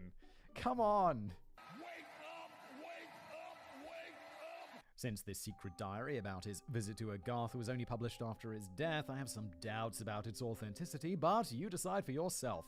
The diary is dated February the 2nd, 1947, and it begins with a flight log at 600 hours for the flight north. Initially, it appears to be a regular flight log. Byrd and his radio man make contact with base camp. There was a slight oil leak in the starboard engine, and they experience some turbulence. At 09:10 hours, things get interesting. Both the magnetic and gyro compasses start to wobble, military terminology, I'm sure, and the controls are a bit sluggish. From this point onwards, things go from interesting to, well, fantastical. First, they start seeing mountains where there shouldn't be any mountains. Soon after that, they spot a green valley with a small river and no sign of ice. The light looks different, and they can't see the sun anymore. Next, they spot a mammoth-like animal in the vegetation below, and their external temperature indicator measures 74 degrees Fahrenheit, which is around 24 degrees Celsius in the South Pole. They want to report this, but they find the radio isn't functioning. By now, I would assume that I'm suffering from carbon monoxide poisoning and turn the plane around, but apparently our intrepid explorers forged ahead and saw in the distance a city. I'll be like, let's get down to a lower altitude immediately and open the fucking windows because something ain't right. Mayday, mayday. At this point, they lose control of the plane and they find themselves flanked by unknown aircraft marked with a symbol similar to a swastika. They informed that their craft is under the unknown pilot's control, but they'll land safely, which they do. Here the log ends, and the rest of the diary is from memory. It tells of a visit to a wondrous city with cordial hosts. Bird is summoned to meet the master of Arianae, that's what they call the inner world, who gives them a message to take back home. The people of Arianae don't interfere with the surface world, but the explosion of nuclear bombs drew their attention, and they're concerned about man tampering with forces that he clearly doesn't understand. Wait a minute. Of course we understand it. How do you think nuclear power came to be? It'd be like, whoa, look at this big explosion we made. How did we do that? And then some scientists are, I can tell you exactly how we did that. Because we did it, didn't we?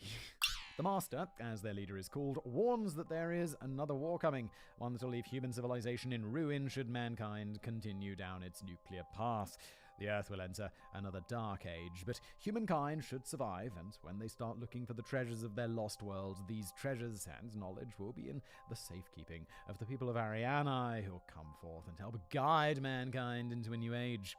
After this meeting, Bird and his radio man are escorted back to their plane and allowed to return to the surface world. However, Admiral Bird would never deliver this message, and he was ordered to stay silent, and being a military man, he did just that. However, when he realized that death was creeping up on him, he decided to finally reveal the truth for all to hear. Now, this story is a favorite of Hollow Earth believers. It comes up again and again. However, there's one big problem. There is there? Oh, what could that be? There's no proof that Admiral Bird ever wrote any of this. The only other person in the plane with him is Radio Man Howie, to my knowledge, never came forward with any tales of mysterious inner world. Of the 4,700 men that went with Bird to Antarctica, no one ever confirmed the story either. In the log itself, it states that the Admiral made a report to base camp when he spotted the mammoth, and the radio only stopped functioning 25 minutes later.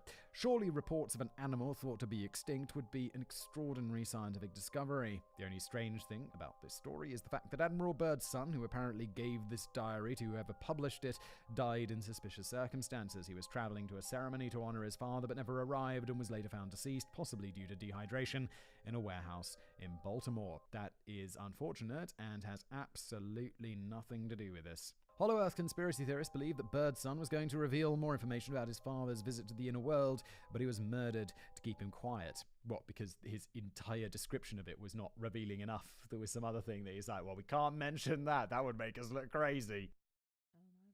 While his death was certainly odd, it's never been ruled murder. This is, of course, a further cover-up. Of course it is. So, this inner Earth is inhabited by singing giants, the Tyros, the Deros, descendants from Atlantis and Lemuria, Mayans, Amazonians, wise men, Vrilya, Nazis, mammoths, dinosaurs, Vikings, the lost tribes of Israel, and last but not least, for those still looking for Amelia Earhart, you can give it up. Before her plane crash, she was saved by the Agathans, who beamed the plane and its crew into Agatha, which is why she's never been found. So reasonable. She didn't just crash into that giant pile of nothingness that is the sea and was never found. That's not likelier at all, is it? Finally, I've been waiting for a resolution to that mystery for like 2 decades.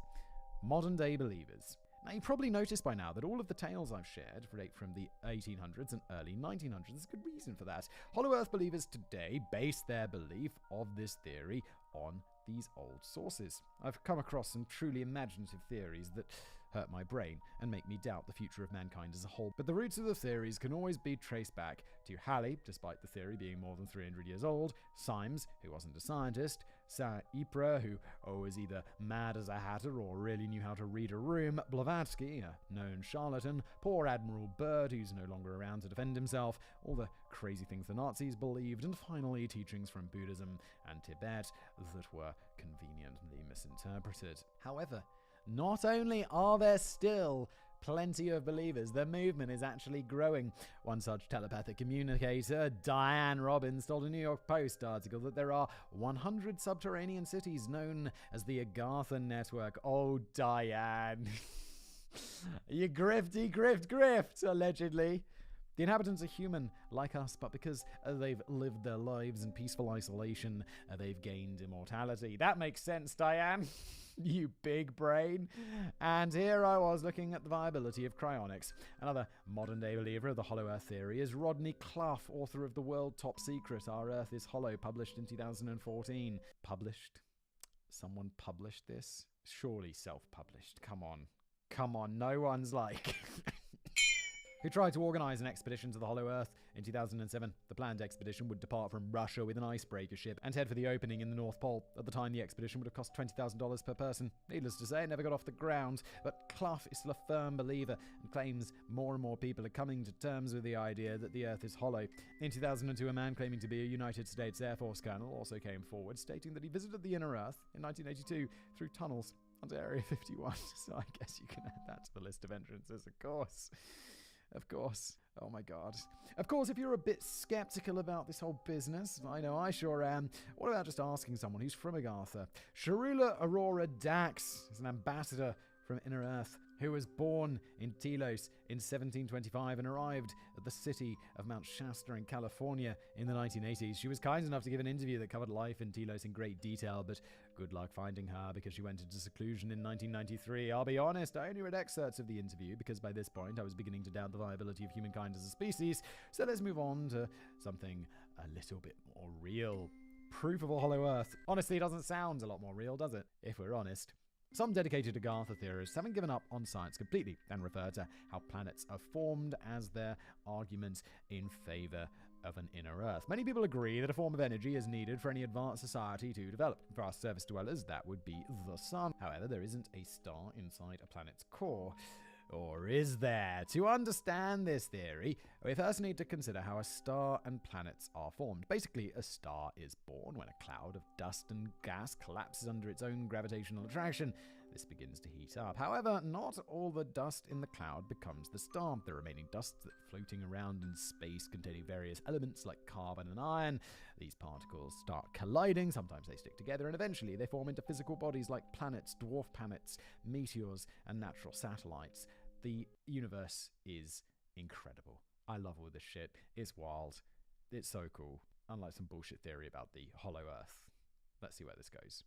According to Marshall Gardner, an astronomer and hollow Earth believer, some photos of distant planets and nebulas show flattened tops and possibly glowing openings, suggesting an interior source of energy like a small sun inside the planet. However, while the majority of my knowledge regarding space is from Star Trek legend, I couldn't find anything to suggest that a star can form inside a planet. But there is a very hot core inside our planet, but perhaps it's possible for a planet to form around a different source of energy.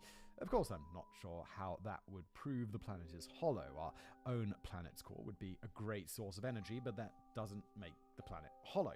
Then there are the mammoths and mastodons, big woolly elephants that lived during the last ice age that went extinct about 10,000 years ago. While the average Joe won't come across mammoth remains on a daily basis compared to dinosaur fossils, they're plentiful, and finding even well-preserved remains isn't that uncommon if you're in that line of work. Of course, this is more proof that the hollow Earth is real. How's that again? Mammoths are still alive and well inside the Earth. However, if they wander too far north or fall into crevasses or die in some other way, they're carried by rivers from Agartha to the surface. This also explains why the remains are so well preserved. You mean other than them being frozen in the very real ice? Have you looked inside your freezer? Put a steak in there and tell me what happens to it. In 2014, in Siberia, mammoth remains were found with food still in the stomach. The reason for this is simple. The mammoth didn't die 10,000 years ago. It died the other day and got washed to the surface. Call me crazy, but I'm going to go with the scientists on this one and believe them when they say that mammoths are extinct. Apparently, there are also dinosaurs in the inner Earth, but we're not going to even go there. You sheep. Come on, this is all obviously real. Big science has got your eyes covered. Of course, in order to keep this amazing secret, well, a secret, civilians aren't allowed to visit the polar regions in case they spot this opening and tell everybody. Google images are being manipulated by the government and commercial airlines aren't allowed to fly across the poles. It's all entirely false. If you really want to explore either the Arctic or Antarctic as a civilian, you're entirely free to do so. Since Antarctica is a continent that doesn't belong to any specific nation, you don't need a visa. All you need is a passport. However, before you book a trip, there are some conditions. Antarctica is a very fragile and mostly untouched ecological system, and we'd like to keep it that way. So travel operators going to Antarctica need permits, and you'll need permission to go to some places. Also, unless you're a penguin, Antarctica might be one of the most, if not the most, inhospitable places on the planet. You're not just going to be uncomfortable. If you don't take the necessary precautions, you will die. On top of all that, it's really expensive. Flying over the poles is also allowed, but it can interfere with instruments and requires extra safety gear for all passengers on board in case of an emergency. This is fine for a military jet carrying only the pilot, but for a commercial airline carrying 400 passengers, this just isn't feasible. Other than looking for exclusive openings to prove government conspiracies, there's also no reason to fly over the polar regions. It doesn't significantly alter flight times, and with no big airports and limited infrastructure, should an emergency landing be necessary, there won't be help once the plane manages to land, which might be difficult due to extreme weather. Military aircraft do operate in the polar regions. The reason for this is easy. Both Russia and the US have considered launching attacks from the polar region, so they're both keeping an eye to make sure that the other one doesn't do anything there first. And finally, all those Google images being manipulated by the government, I'm sorry, that's also false. It's a simple question of resources and time. A popular image proving the existence of these entrances shows a dark section right at the North Pole where the opening would be. However, the satellites that take the images don't take all of them instantly. The satellite moves, and the photos were taken over a 24-hour period and then combined to give a picture of the North Pole, and a lot can happen in 24 hours. As one scientist also stated, taking aerial surveillance photos and satellite images costs money. Therefore, scientists spend their precious resources taking photos of areas of interest and other things rather than a lot of ice. There's nothing interesting about the poles that can be seen from the air. The poles get super interesting when you take core samples of the ice, but there's not much satellite images can tell scientists that they don't already know or can't find out by other means. No one is prevented from taking photos of the North and South Pole. They simply have very few reasons to do so. Finally, many of the stories about Agartha are in the form of a found manuscript. The story of Olaf Jansson that we started with is a good example, but it wasn't the only one.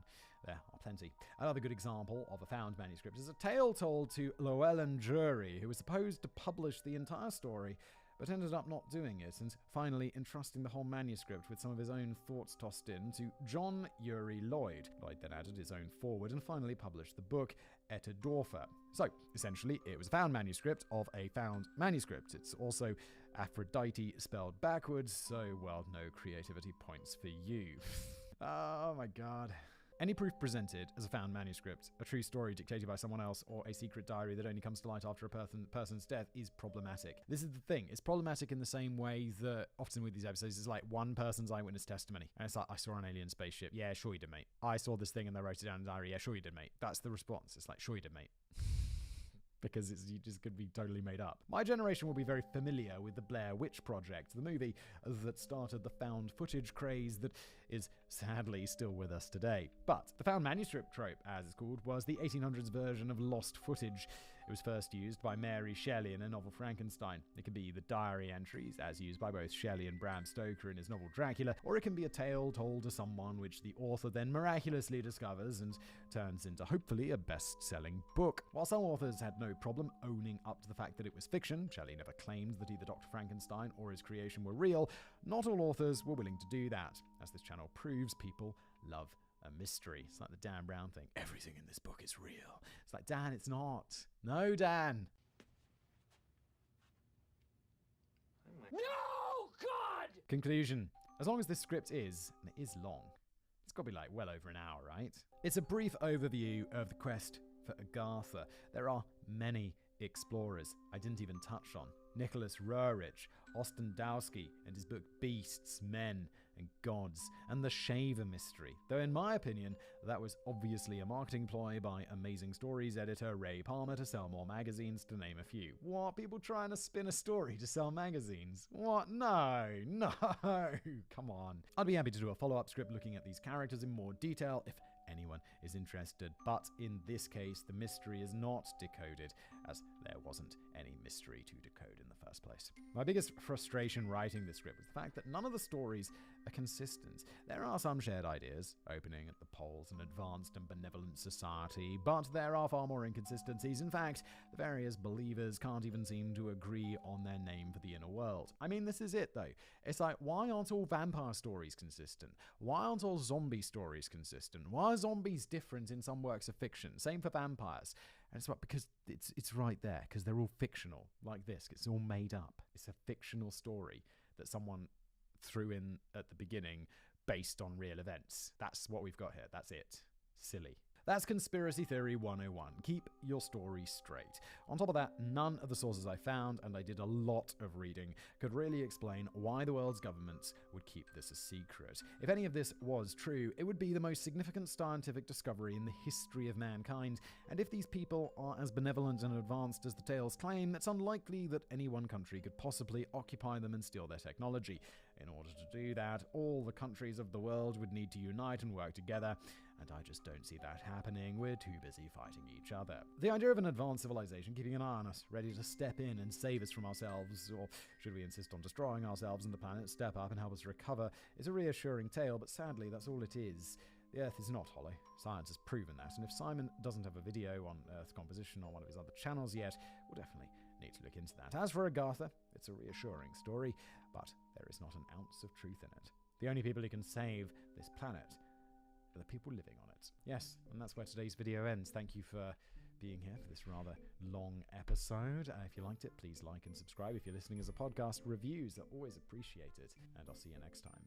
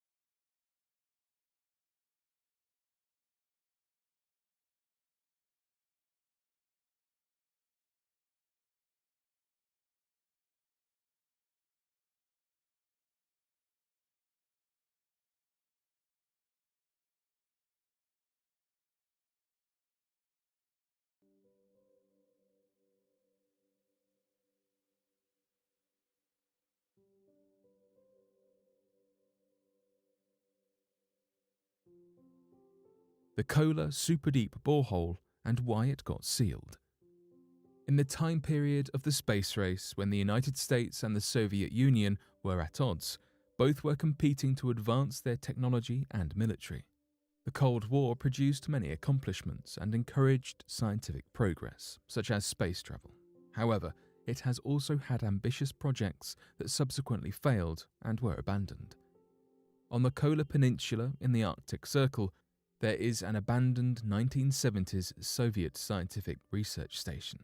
Its decrepit state is jarring against its background of gorgeous forests, lakes, and snowy mountains.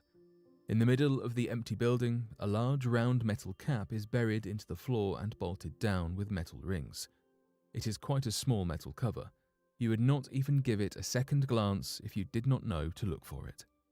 This cap covers the Kola Superdeep borehole, which some have called the entrance to hell. This hole reaches a staggering depth of 12.2 kilometers, or 40,230 feet. This measurement was recorded in 1989. Many powerful nations were rushing to be the ones to drill the furthest into the Earth's crust and reach the mantle. The Soviet Union came the closest, and it took them nearly 20 years to achieve what they did. Even after this time and this depth, they still only made it through about a third of the Earth's crust. Scientists believe the crust to be a thin layer of the Earth's skin, and only 40 kilometers or 25 miles thick. Beneath that lies the mantle and then the Earth's core. The mantle itself is about 2,900 kilometers or 1,800 miles deep, although none of this has actually been confirmed. It is all speculation from research using waves to determine the different layers and densities. Science has always wanted to know what lies beneath the Earth's surface, so the superpowers tried to race each other during this time to try and find the answer. They were all very secretive about their findings, though, and unwilling to share until much later. Even when they did share information, the other countries would not believe them. Those years were rife with spies and political tension, so there was little trust even amongst scientists. The Soviets claimed they found free water as they were drilling, but those claims were ignored by other countries. The United States was the first power to begin drilling into the Earth in 1950. The Soviet Union followed in 1970, and Germany in 1990. It was difficult because they needed advanced technology and machinery that did not even exist yet. They first had to create the tools to accomplish their missions. The US drilled in the Pacific Ocean, where the crust is thinner. However, it is also where the ocean is deepest, making it extra challenging for them. They ended up using multiple propellers on every side of a drill rig to keep it steady in the water. Germany developed the vertical drilling systems which are still used today in the gas and oil industry. In 1967, the US Congress dissolved the drilling project due to high costs. The Mohole project lasted 17 years and cost America $40 million or £28 million, but managed to drill only a few meters deep. The Soviets' Kola project halted in 1992 because the hole's temperatures were much higher than expected, reaching 180 degrees Celsius or 356 degrees Fahrenheit. They lacked the equipment and the money, and with the collapse of the Soviet Union, this led to funding being halted. Germany was also soon forced to stop drilling because of the high expenditure. The dream to drill into the mantle persists. Japan is currently taking the lead and planning the next drilling project. They hope to continue the drilling in the Pacific Ocean, anticipating a $1 billion project. The Kola super deep borehole remains abandoned and closed off from the world. When researchers were drilling, they would often hear a deep rumbling, which they had no explanation for. Locals say they can still hear the screams of those being tortured in hell coming from the hole. It was welded shut due to safety concerns, as they did not want anyone messing around and falling in. But perhaps they also feared something else coming out. Laser reveals ancient pyramids and canals hidden in the Amazon. Archaeologist Percy Harrison Fawcett dedicated his research to exploring South America and looking for a lost Amazonian city before he went missing in 1925. The expedition during which Fawcett went missing was on his search for Zed, the name given to an ancient lost city he and others believed was tucked away in the jungles of Brazil. We never found out exactly how the quest for Z went. Did Fawcett find evidence of the city or not? While we may never be able to answer that question, we can indeed draw closer to finding out where cities may have fallen in the Bolivian Amazon. In 2022, scientists uncovered pyramids and canals sitting beneath the forests. Of course, the trees and greenery can obstruct an aerial view, though LiDAR technology has facilitated researchers' abilities to see through these trees and reveal hundreds of structures and settlements. These discoveries have overwhelmingly been found to have come from the Kasarabi culture of 500 to 1400 AD. LiDAR is a relatively new technological development that has proved to be invaluable in the field of archaeology up until this point. In this study, it allowed researchers to move through the dense rainforest and make the discovery of pyramids, canals, and what are seemingly town-like civilizations from long before invaders arrived. In this expedition, scientists from Germany and the UK used helicopters fitted with light detection to search through 6 regions of Bolivia. The Colorado State University archaeologist Chris Fisher said, "This is the first of what I hope will be a huge series of studies that will blow the lid off of preconception about what pre-Hispanic polities looked like in the Amazon in terms of their complexity, size, and density. The development of technology will continue to let us explore, discover, and revolutionize our understanding, slowly changing the world as we know it."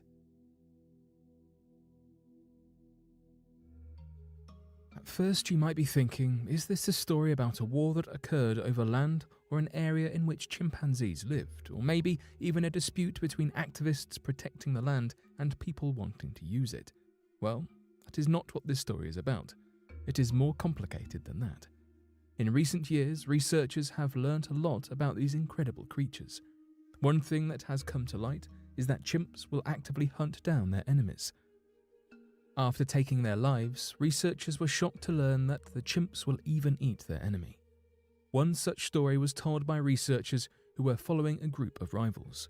They noted that one family purposefully staged an attack on the nearby enemies. Once they were finished with the attack, the group carried a baby chimpanzee back to their territory and went on to eat it for a meal. So today, here at Unexplained Mysteries, we'll be taking a look at a community of chimps and their behaviour at the Gombe Chimpanzees War. So, what is or was the Gombe Chimpanzee War? First off, we should discuss what the war actually was. Between January the 7th, 1974 and June 5th, 1978, two groups of chimpanzees in the Gombe Stream National Park waged a terrifying and violent war on each other. The two groups of chimpanzees were once part of one unified group, until 6 adult male chimpanzees, along with 3 adult female chimpanzees and their young, branched off from the original group, and formed a new chimpanzee community separate from the original. The original group, known as the Kamaha community, was now left with just 19 adult chimpanzees in total, 7 males and 12 females, along with their young. It is important to note before getting into the conflict that there were only minor signs of the chimpanzees' aggressive behaviour in relation to the territory before this 4-year-long war began. There were disputes over food and where chimpanzees would eat, but there was nothing to prepare the researchers for what would happen over those 4 years. The beginning of the war. On January 7th, 1974, at the Gombe Stream National Park in Tanzania, the Gombe Chimpanzee War began with the first casualty. The group that initially splintered off from the original community were known as the Kasakela community, led by the 6 adult males, Humphrey, Jomeo, Fegan, Everard, Rodolphe, and Sherry, but was commanded by Fegan, the alpha male, who drew first blood. Godi, one of the adult males that stayed with the original group, was feeding alone on a tree when all 6 of the aforementioned adult males pounced, brutally taking out Godi. When this attack happened, this was the first time any of the chimpanzees had purposely taken out another fellow male. After celebrating their victory, the 6 males went on to kill Hugh, who led the original group along with Charlie and Dee, 2 of the other male chimpanzees. After the ambush, with just 4 remaining adult males in the original Kamaha community, Goliath, an elderly chimpanzee who had tried to be kind to the Kasakela community in previous encounters that did not involve bloodshed, was then killed when the Kasakela group did not share the same kindness. Now, the Kamaha community had just lost over half its adult males, with just 3 now remaining. Charlie, now the sole leader, Sniff, and Willy Wally. Unfortunately, Willy Wally had been crippled from polio, so he was unable to defend himself or his community. In rapid succession, without giving the Kamaha group any time to fight back or plan their own attack, the Kasakela chimpanzees hit again, this time killing the leader Charlie. Once Charlie was taken out, Willy Wally disappeared and was never found, whereas Sniff, the youngest male, managed to survive by himself for over a year. Researchers had thought that Sniff would be able to be accepted into the Kasakela community, or that he had managed to escape the war into a new group, but this was not the case. Around a year after Charlie was killed, Sniff too was also killed by the Kasakela males. The adult males were not the only casualties of the Kasakela's attacks. Of the initial Kamaha group's females, 2 of them went missing and were never found. 3 of them had been kidnapped into the Kasakela community, and 1 was killed. The Kasakela males had managed to take out almost all of the Kamaha males, with Willy Wally's fate unknown. They had also successfully taken over the Kamaha territory and had won the war, or so it seemed. Battles were won, but wars were lost. The new territory that the Kasakela community had gained would not be theirs for long. The previous Kamaha territory was direct neighbours with another chimpanzee community, the Kalandi. The Kalandi community greatly outnumbered the Kasakela community and were far superior in general strength. The new border between the two communities was now the location for violent outbursts between the males, and very quickly, the Kasakela group decided to move back towards their original territory. And in the process, the Kalande community took much of the Kasakela's newly acquired territory. After moving back, the Kasakela community were then constantly in minor skirmishes with Matumba foragers. The Matumba foragers had larger numbers compared to Kasakela, and as a result, over time the war died down and eventually a common order was restored at Gombe National Park. Aftermath and reaction. Jane Goodall was a lead researcher at the time of the war, and she spent 30 years studying the chimpanzees of the Gombe National Park. When the war broke out, it was not expected at the time. No one ever thought something like this could or would happen, especially Jane Goodall. Jane was shocked and disturbed at the whole thing, and had spent her time researching up until that point with the notion that chimpanzees were rather nice when comparing them to humans. The events that occurred and the Gombe chimpanzee war itself was so unheard of at the time that when Jane Goodall was reporting on the events that were happening in Gombe National Park, other researchers did not believe her. A naturally occurring war between chimpanzees was never believed to be a thing that could happen, yet it did. Jane was then accused of inadvertently causing the war through her feeding research, and some scientists at the time were completely adamant that this could not happen. It was not possible. Almost 50 years later, in 2018, there was a study that was published looking into the Gombe chimpanzee war, and the study had concluded that the war was probably caused by the power struggle between the three top chimpanzees, Hugh, Charlie, and Vegan, which was then made worse by the exceptionally low number of fertile female chimpanzees in the community. And that concludes the story of the Gombe chimpanzee war. Dave Box and the Furnace. A small farming town in Fernald, Ohio, happens to be the location of one of the strangest mysteries. For years, the town's main employer was the Feed Materials Production Center, also known as NLO Unknown. The public had been unaware that the Department of Energy had owned NLO. It was one of the only plants in the US that had secretly possessed uranium for nuclear weapons from the 1950s to the 1980s. Many employees, including Harry Easterling, believed they were working in a safe environment. However, the secretive company faced a major scandal in 1984 when a factory accident caused massive amounts of radioactive smoke to be released into the atmosphere. The accident led to an investigation that revealed that NLO had released more than 200 tons of radioactive dust into the air and water sources in the local area. According to reporter DC Cole, "We had an environmental disaster. I think if you did a survey around the Fernald community now, you would find very few people who trust the government." Perhaps the most mysterious aspect of this story was the loss of life of plant employee Dave Box, whose family believes he was murdered because he was about to reveal the truth about the company just a few months before the accident. Dave was a pipefitter at NLO, whose job it was to inspect and maintain the factory's equipment. His co-worker, Harry Easterling, believes Dave knew what the company was up to from conversations they had.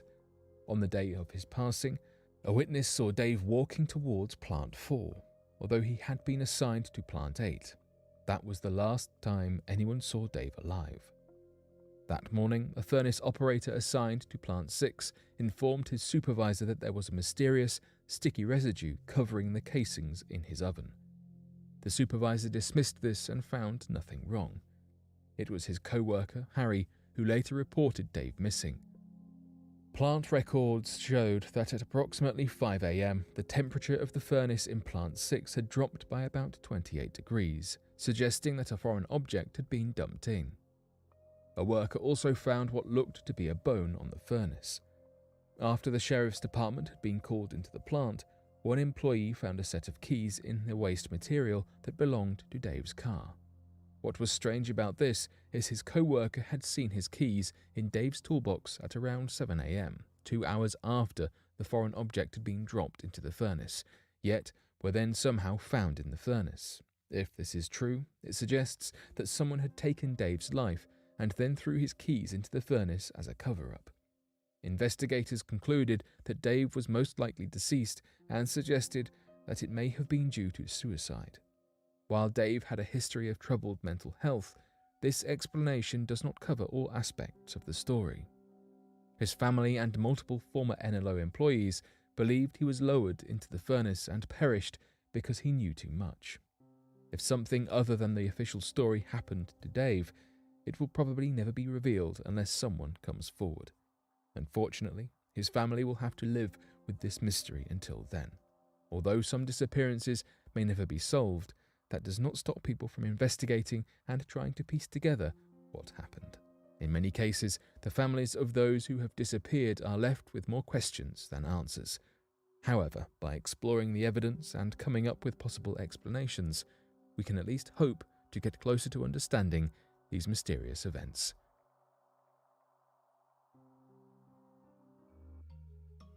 We have all seen, or at the very least are familiar with, Disney's The Lion King.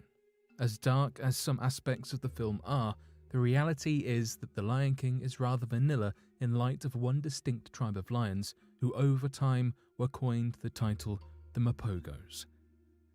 In the world of lions, a pride refers to a group of females namely, whereas a coalition refers to a group of males. Although the Mapogo lions came to be known for their greatness and expansive territories under their stern reign, like many, branched out from humble origins.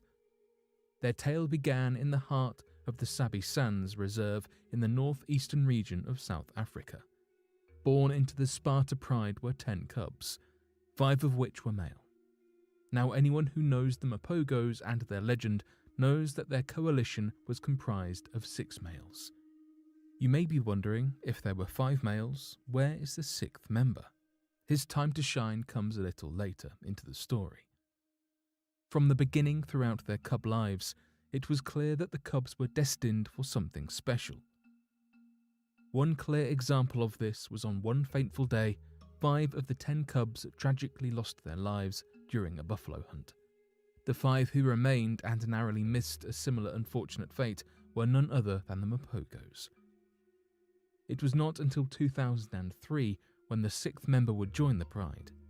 It is not reliably known where exactly his origins were, but at about 4 years senior to the cubs, a new male came into the picture. That male was none other than Makulu. Usually when a new male is introduced, it is a rather unpredictable and vulnerable time for both, those being intruded upon and the intruder himself. It can go either way, with an air of welcoming and acceptance, or with a blood battle and usually annihilation of the cubs, as a new male typically sees no purpose in rearing the cubs of a latter male. Typically, they prefer to start fresh. This, however, was not the case. I guess you could call it another lucky draw in the cards of the Mapogos, because this new male did not in fact pose a threat, and nor was he threatened. They took on to each other equally well, and to biologists' surprise, Makulu joined the elite forces of the Mapogos. As the cubs grew with the passage of time and reached their sexual peak, they were exiled by their fathers to lead prides and hone territories of their own. Once again, to biologists' surprise, instead of going their separate ways, the Mapogos remained alongside one another and instead formed their own coalition. This is the point where they came to be referred to as the Mapogo Coalition, a Swazi term that translates to security or jury and teamwork. Ironically, the coalition came to fit their title rather well. Considering that the Mapogo Coalition was compiled of 6 members, this was a distinguishing factor from the very start. Typically, coalitions are not so large in number, but this distinct factor may have been the extraordinary advantage that aided them in conquering so much territory with time. However, having been freshly exiled by their forefathers, it would take some time for the Mapogos to hone the necessary skills they would need to do so. For starters, they needed to perfect their hunting skills. Originally, they had to adapt more of an opportunist type of feeding behavior by eating the leftover carcasses of prey hunted by other lions. However, with time, they were able to master the art of capturing and hunting down buffalo, hippo, rhinoceroses, and even a tricky prey, giraffe.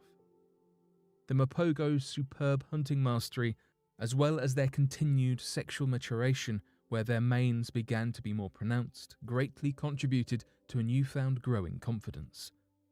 Some may even go to the extent of saying their confidence was laced with an air of cockiness, because what would happen next stunned many biologists.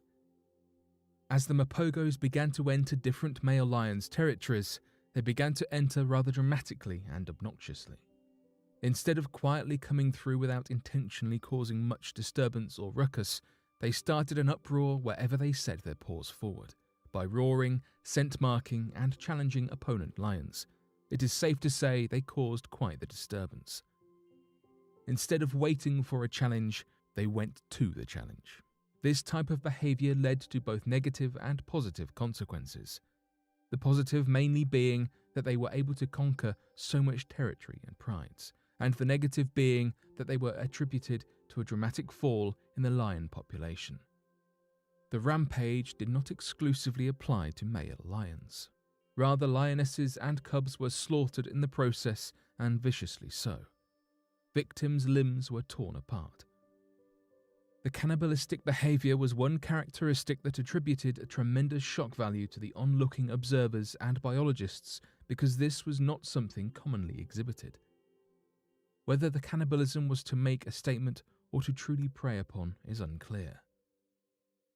One pride that particularly suffered at the paws of the Mapogos was the Ottawa pride, which was comprised of 3 females and their fellow cubs. The cubs were annihilated and eaten, and in turn, the Mapogos proceeded to attempt to mate within the pride as a means to continue on their own bloodline. The mating caused some uproar and controversy within the coalition itself, which actually resulted in one of the lionesses being a casualty as a product of those differences. But for the lionesses that did survive from the Ottawa pride, they served to continue the bloodline of the Mapogos. Fast forwarding through time, the Mapogos conquered the majority of the Sabi Sands through their aggressive methodologies. One can say they reigned with iron paws. Members of the Mapogo Lion Coalition and their dominance. When we hear of the Mapogos, we usually hear of them as a unifying force rather than them individually as lions. So, who were the 6 special warrior lions that made up the Mapogos exactly? There was Makulu, Pretty Boy, Rasta, Scar, Mr. T, and Kinky Tail. Makulu. Makulu was the oldest and largest lion of the coalition. He had a dark-coloured mane, which is a product of higher testosterone levels, which most definitely aided in ascertaining his dominance, as he was the dominant male of the group for the majority of the coalition's reign. When it came to cubs, Makulu was observed to be the most patient of the group. He was also the most solitary amongst the other lions. Whereas the other members tended to be socially interlinked with their fellow brothers more frequently, Makulu was seen to be away from his coalition and pride for days at a time, patrolling the territory. Having to patrol such a vast region probably attributed greatly to that solo behaviour as well. Amongst the other lions, Makulu was the expert when it came to patrolling and took on that role with pride and precision. Pretty Boy. As his name suggests, Pretty Boy was indeed a pretty boy, having a wind-swept and full mane attributed greatly to producing a handsome appearance that many onlookers certainly noted and admired. Scar. Once again, as his name suggests, Scar was named after 2 scars that were noticed, one on his spine and the other on his left hind hip. Rasta. Rasta was named after some matted areas in his mane that made some strands appear like dreadlocks. For this reason, he was interchangeably referred to as Rasta and dreadlocks. Mr. T. Over time, Mr. T actually began to be nicknamed as Satan because of some questionable behaviours that he illustrated. Mainly the cannibalization of his brother's cubs, which in human terms would essentially be his nieces and nephews. That itself is very telling of who Mr. T was as a lion. Out of all the other lions, Mr. T stood out as the most aggressive and vicious in nature. He was an excellent hunter, a challenger, and rarely let go of an opportunity to get his paws dirty. One could also say that he was bloodthirsty and power-hungry, whereas the other lions were fairly content with Makulu as their dominant leader. Mr. T challenged Makulu for dominance on several occasions.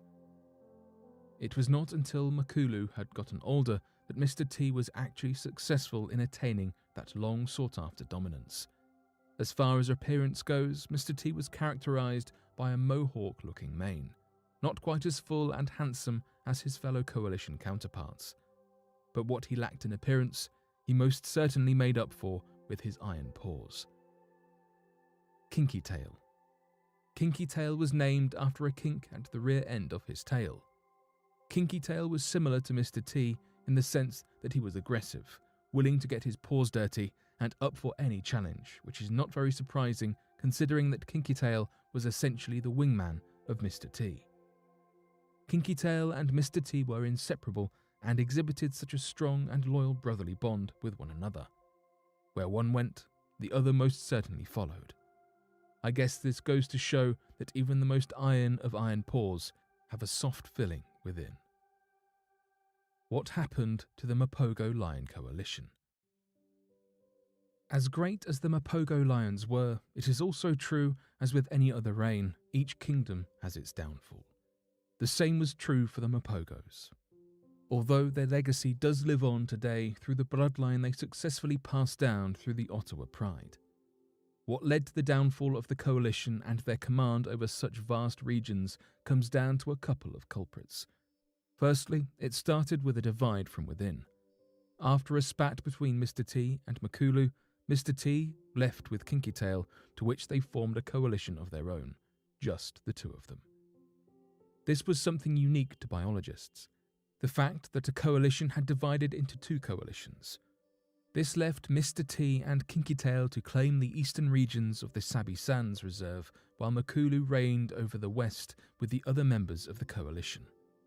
For a while, Mr. T and Kinky Tail were as successful as they ever were with challenging intruders and holding onto their territory.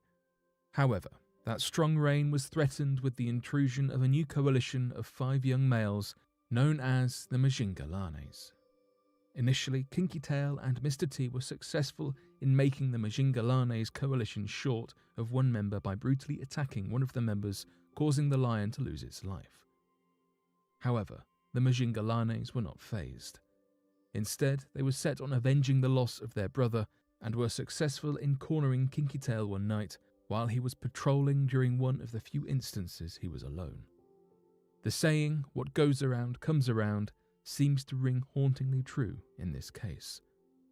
Just as Kinky Tail was responsible for taking many lives and doing this gruesomely, Kinky Tail was just as gruesomely attacked to his very last breath by the 4 Majingalanes. Unfortunately for Mr. T, he was too late to save his brother, but that didn't stop him from attempting to do so, although his efforts proved to be futile. Seeing as he no longer had his wingman, Mr. T decided to track down his long-lost fellow Mapogo brethren. He successfully encountered them still strongly ruling and thriving over the western region of the Sabi Sands with prides of their own. Makulu was initially skeptical about welcoming Mr. T back, and perhaps for good reason, for what would end up spiralling with his cubs at the paws of Mr. T. However, the remaining Mapogos, Pretty Boy, Rasta and Scar, readily welcomed back their long-lost brother. After having annihilated the cubs of the Pride, Mr. T was able to weasel his way up to establishing dominance over the Pride and Coalition. However, that was short-lived because in 2012, yet another coalition of 5, the Salati Coalition, intruded and were successful in decimating Mr. T.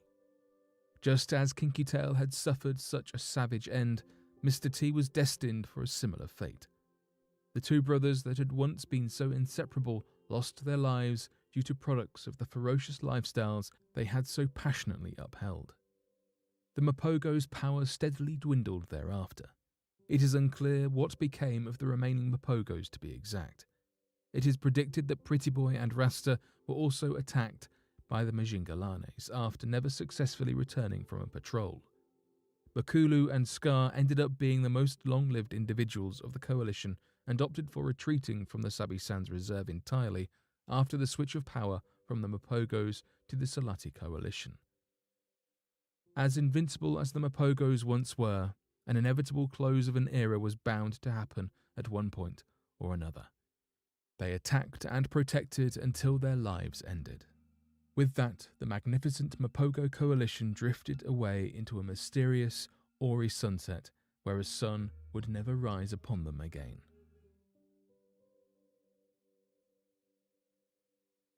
Squid attacks US Navy ship. Most naval battleships are equipped to withstand the worst forms of sea warfare and storms that nature can throw at them, and the Knox-class US naval destroyer was likely more prepared than most. However, it turned out that they were no match for a monstrous sea monster that attacked it during a special operations mission in the Pacific Ocean in 1978. As the USS Steen cruised the waters between Acapulco and Ecuador, it was attacked by an unseen monster from below. It caused severe technical issues and the failure of the sonar system vital for navigation of enemy waters, requiring the destroyer to return to port in California, where it was removed from the water for repairs, and what they found shocked them. There was incredible and extensive damage to the hull of the ship, including deep cuts to the rubber coating that protected the ship. Over 8% of this supposedly indestructible coating was damaged, with cuts, gashes, dents, and scrapes. Inside the largest of these gashes, the repair team found huge, curving hooks embedded in the hull. These hooks were strikingly familiar, and they resembled the hooks found in the suction cups of large squid, except that the only problem was that these were over 5 times as large as any known squid species. Analysis of the gashes and the hooks found that the creature who had attacked the ship was likely a squid of almost 46 meters long. This is over 3 times as large as the current record-holding species of squid, which can grow up to 14 meters long. Those who have searched for this potentially undiscovered species have dubbed it the USS Steen Monster because of the deadly capacity of those hooks. As unbelievable as it may seem that a monstrous squid capable of such destruction can lurk beneath the waves, it is a widely acknowledged fact that our knowledge of the moon's surface is far greater than our knowledge of what lies at the floor of the ocean. It is entirely feasible that many creatures could haunt the sea floor, such as the giant squid. Then again, it is also entirely possible that what attacked the USS Stein was no squid at all and was instead a fearsome creature of entirely different origins that has yet to be discovered. The only way to solve this mystery would be to discover one day whatever it was that caused such damage to a supposedly indestructible ship.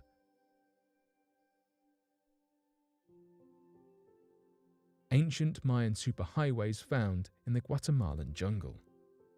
The jungle is full of mysteries. For a long time, Mayan culture was one of these mysteries. Even in the present era, we have much more to learn about the Mayans, how they lived, what they built, and why they built.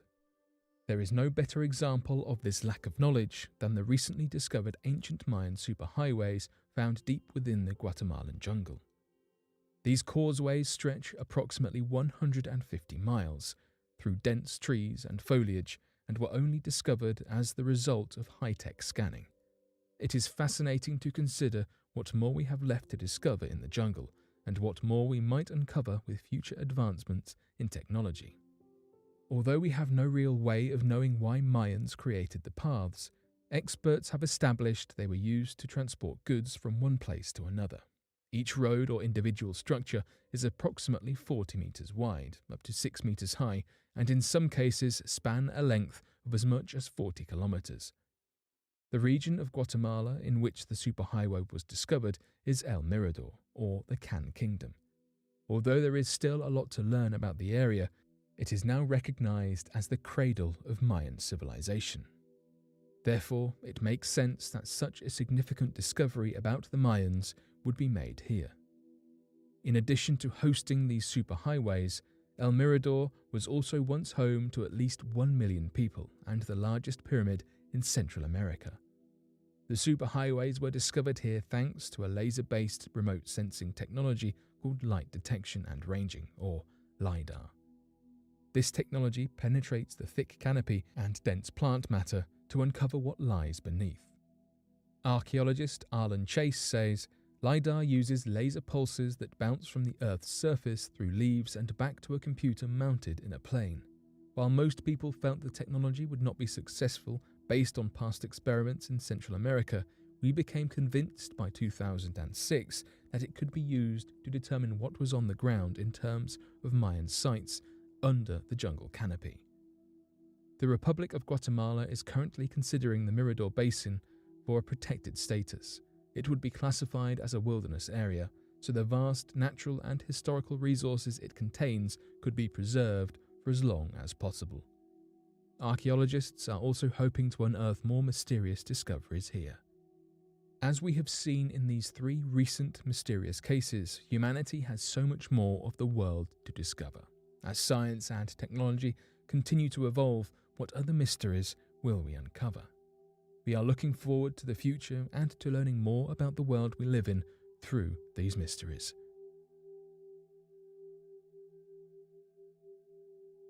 Scientists find Mozambique's untouched rainforest on top of Mount Lico.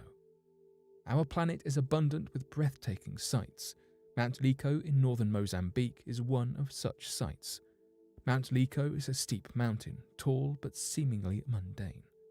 That is until explorers uncovered a secret rainforest hidden on the very top of the Lico, protected by a circle of sharp, glistening rock. Mount Lico was known to the locals who resided nearby, but the rainforest was completely unknown until only several years ago, and even then it was only discovered thanks to a satellite image found by Julian Bayliss, who announced his finding at the Oxford Nature Festival.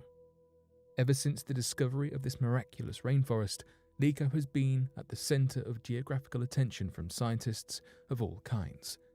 This hidden rainforest has shown that despite all the advancements we have made as a species, there is still much left for us to uncover even on our very own Earth. If it had not been for Julian Bayliss noticing one small anomaly on a satellite image, we would still have absolutely no idea such a place even existed on top of the mountain. Who knows what other places have not yet been found by us? What locations are out there, waiting to be discovered? On the other hand, perhaps the lack of human touch in all natural places on Earth is for the better. These untrodden locations have not yet suffered the harm our species tends to cause, and some people feel the expeditions to these locations, Mount Lico included, are more damaging to our already wounded planet than beneficial. Others argue that expeditions to these places can offer knowledge of immeasurable value. We can learn more about how nature works and how we fit into the giant puzzle known as life. Unfortunately, many rainforests are unprotected for the sake of mass production of goods and products, and Mozambique's forests are under the unprotected category. Currently, many researchers are trying to gather enough evidence to argue their case that the forests of Mozambique should be under international legal protection. Sad as it may be, often ancient forests require reasons to be protected. For example, if endangered species or even brand new species live there, or if there is an endangered herb or plant in need of taking care of, it can help highlight the issue and justify their official protection. A recent expedition of the area focused on both the Lico rainforest as well as scoping out Mount Sakone, which lies close to Mount Lico, in hopes of seeing whether a similar discovery would be made. Mount Sakone was described as being just as majestic and species-rich as Lico by the explorers. These brand new discoveries also help to highlight the contemporary issues we face with mass deforestation and the tragic factual statistic that a football pitch's worth of forest is destroyed, not daily, but every single second that passes. Deforestation is the horror of the modern world, alongside global warming, as the forceful removal of the vast quantity of trees ruins the soil, which entirely floods during the natural wet seasons of rainforests, but causes terrible droughts during the dry season. Lico is lucky that it has got the natural defense of the tall, steep mountain walls which encase it in a 125-meter-high bubble of safety from outside harm. All traces of humans ever exploring it will soon be concealed forever, and the land will be the same as before it was found, if we leave it be from now on. Unfortunately, the human traces meant to fade are only physical.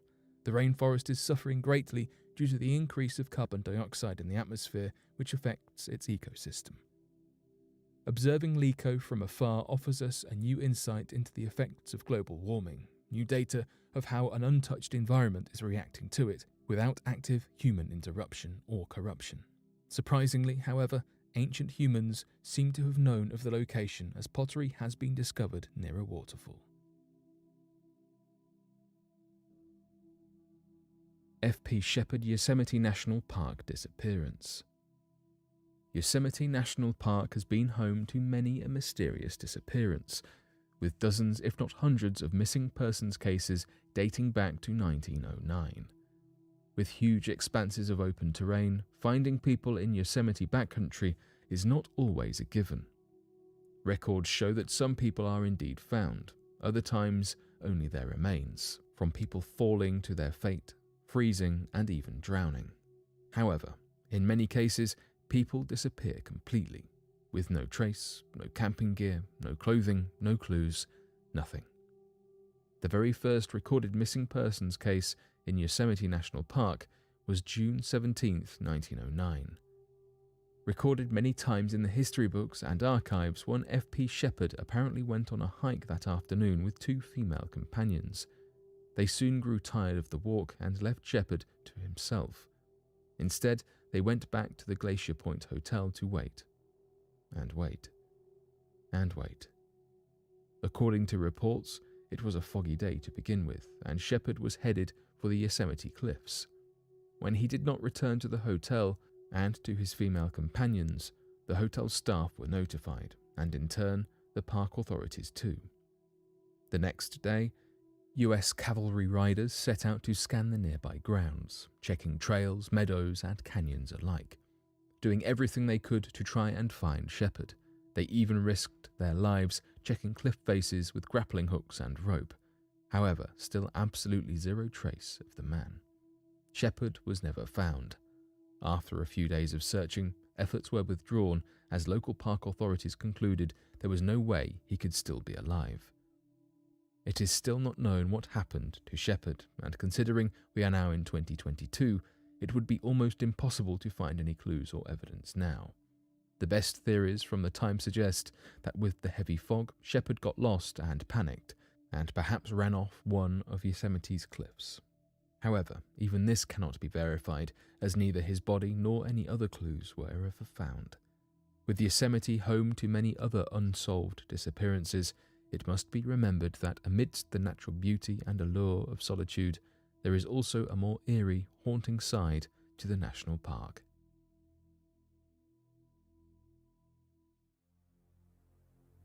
Vade Retro Satana. Religion, especially ancient religions dating back hundreds of years, are some of the ways that the history and customs of the past are transferred to the modern day. Although many religious historians can study the rites of decades gone by through the examination of current rituals that have either evolved into current practice or are still being observed today, study of old manuscripts and artifacts can provide information about customs that are no longer in practice. One such case was the discovery of the ecclesiastical Latin phrase, Vade Retro Satana. This mysterious phrase was first seen recorded in a Bavarian manuscript dating back to 1415, found within the Benedictine Metten Abbey.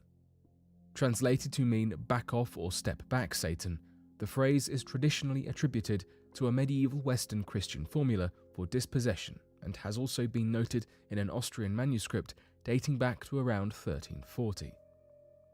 Although it dates back to at least the 14th century, it was not commonly known until about 1647, when women who were accused of being witches claimed that they were unable to perform spells and curses in areas with crosses, particularly within the Benedictine Abbey.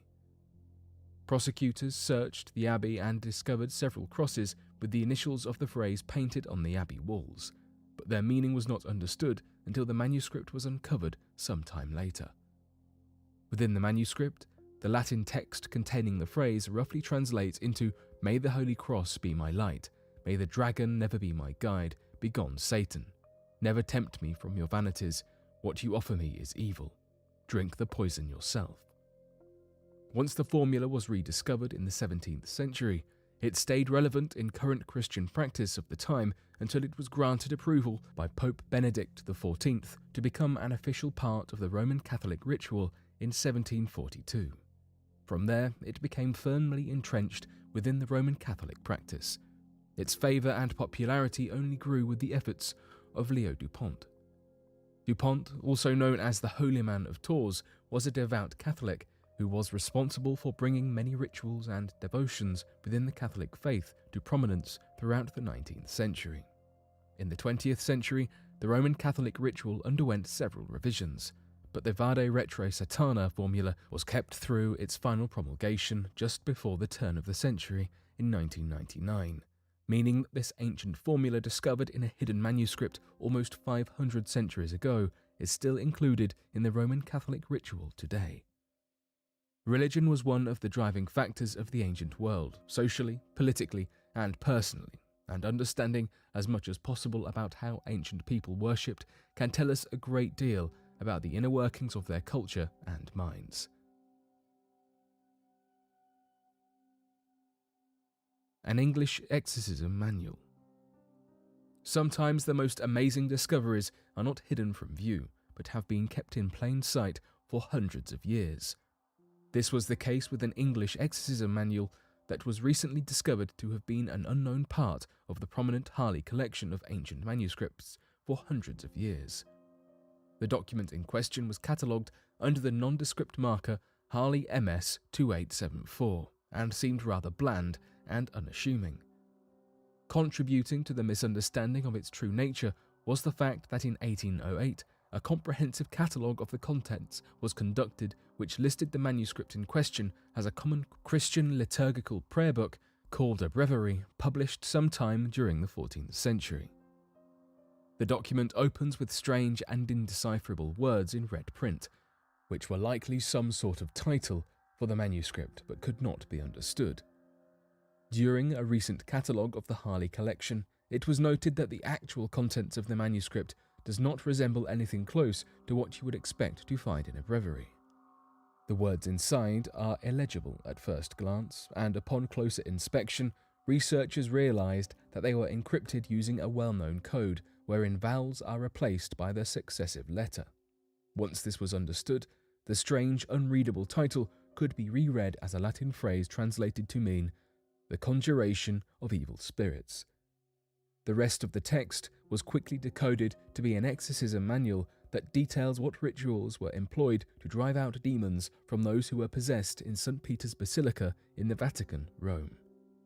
This is not the first known copy of this book, as currently there are around 30 copies of the Conjuration of Evil Spirits, but these known copies were printed in Rome or Venice, while the Harley manuscript is handwritten.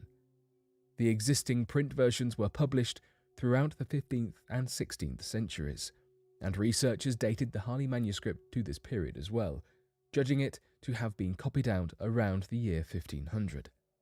This hand-copied English version is unique from its Italian counterparts in its encrypted writing, and was likely encoded by a scribe, whom researchers guess was a monk of Bury St Edmunds in England due to the presence of a reused pardon to the abbot of the monastery as the first page.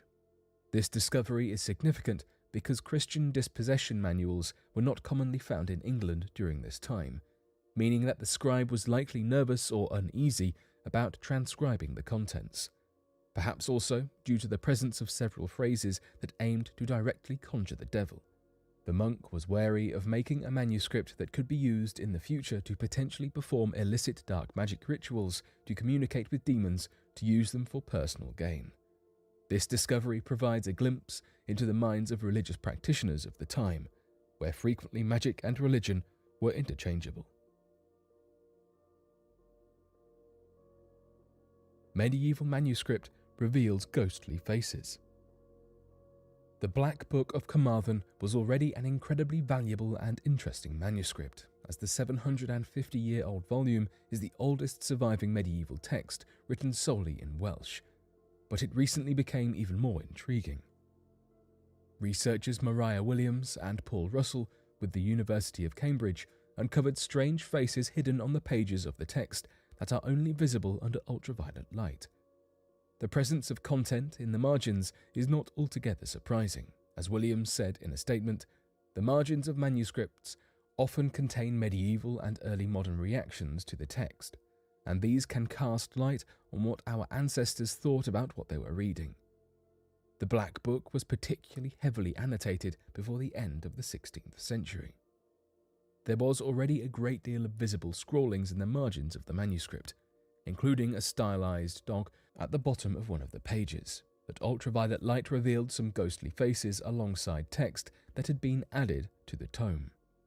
These additions, which are found on several pages, were likely added in the 14th or 15th century, and one of the pages even includes a full verse of text.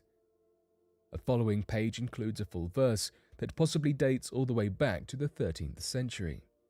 These marginal reactions to the text, which have not yet been deciphered and were added over the course of the document's lifetime as it passed from owner to owner, were likely intentionally erased by Jasper Griffith, who owned the book in the 16th century and may have removed the additions. There is likely even more hidden within the invisible margins of the manuscript, as one image is still being deciphered and the rest of the uncovered text is made more legible. Williams continued her statement by adding that it's easy to think we know all that we can know about a manuscript like the Black Book, but to see these ghosts from the past brought back to life in front of our eyes has been incredibly exciting. The drawings and verse that we are in the process of recovering demonstrate the value of giving these books another look. Russell added that what we have discovered may only be the tip of the iceberg in terms of what can be discovered as imaging techniques are enhanced. The manuscript is extremely valuable and incredibly important, yet there may still be so much that we don't know about it. It's discoveries such as these that underline how much value there can be in ancient manuscripts that may not even be visible. Examining them under ultraviolet light is an arduous process that takes a great deal of effort, but it's one that can teach even more about the documents than perhaps even the visible content itself.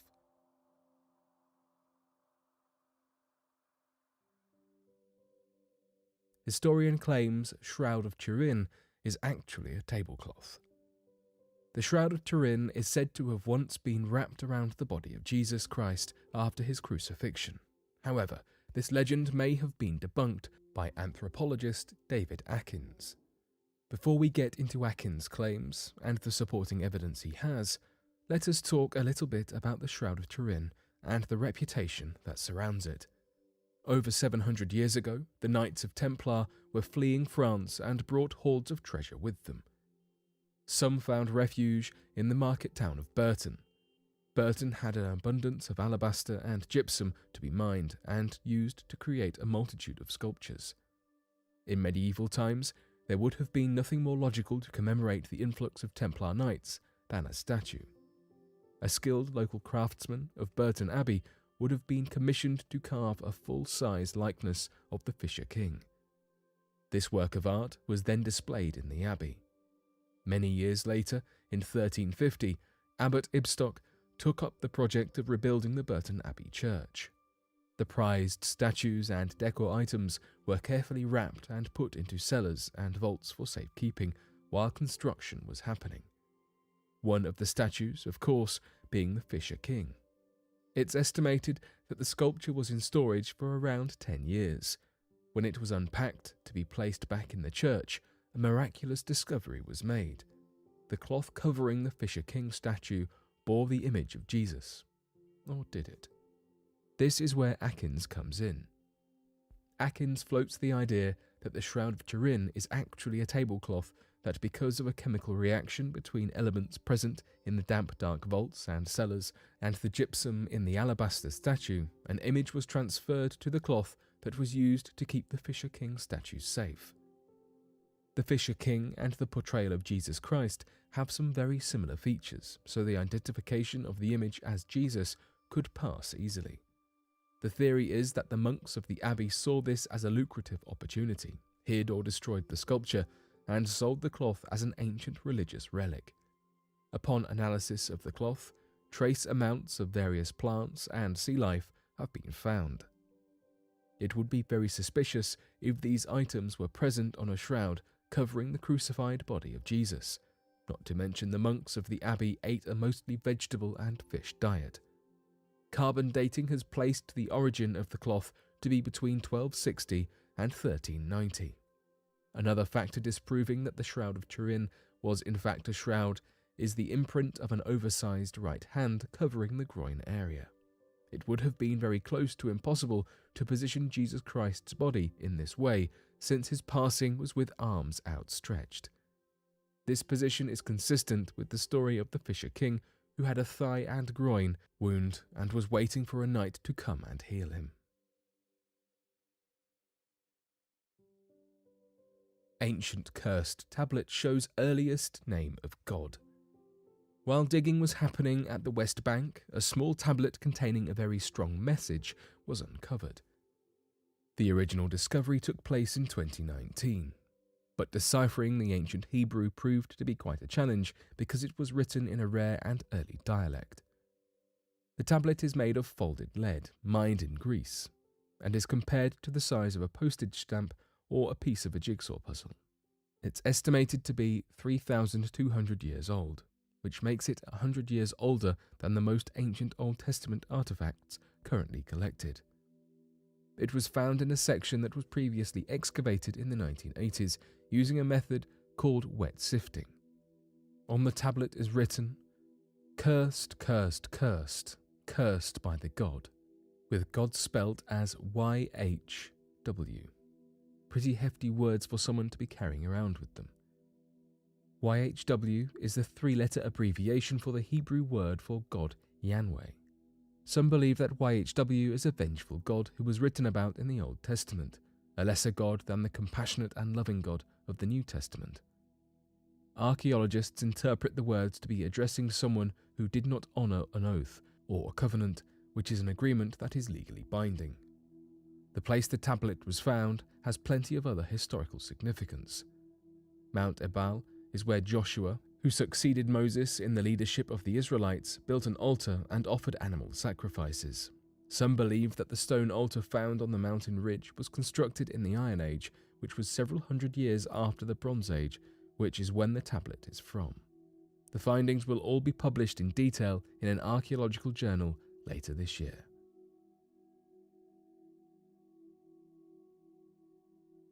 New archaeological discovery in King Khufu's reign. King Khufu, also known as Cheops, ruled Egypt during the 26th century BC.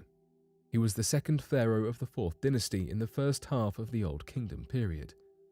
Khufu's legacy is that he ordered the building of the Great Pyramid of Giza, one of the 7 wonders of the ancient world. Recently, a German-Egyptian archaeological mission found granite stone blocks dating back to the time of Khufu in the Temple of the Sun. The team was excavating on the western side of the Open Museum in the ancient city of Heliopolis, which was a major religious center in Lower Egypt.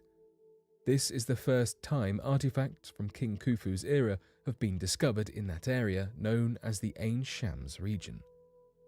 According to Mustafa Waziri, General of the Supreme Council for Archaeology, who announced the discovery in a press release, the granite may have been moved from a more ancient building during the Ramesside era.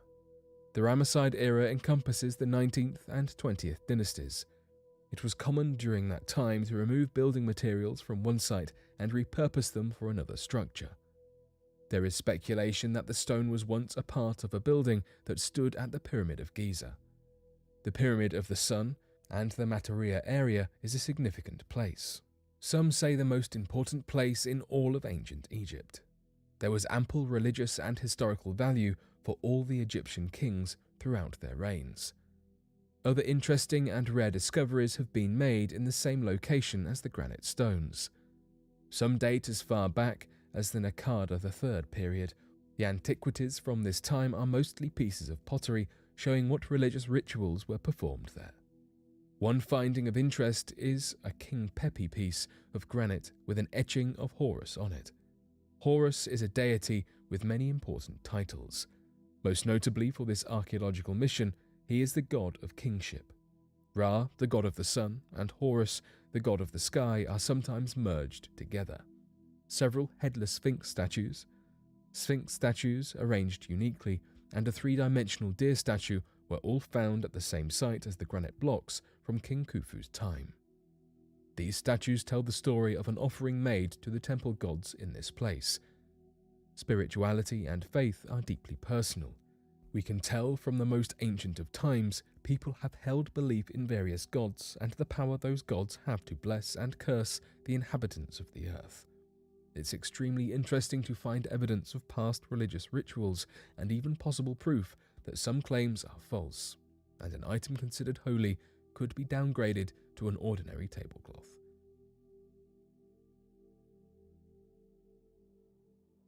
US Coast Guard pull a body from a car near Niagara Falls.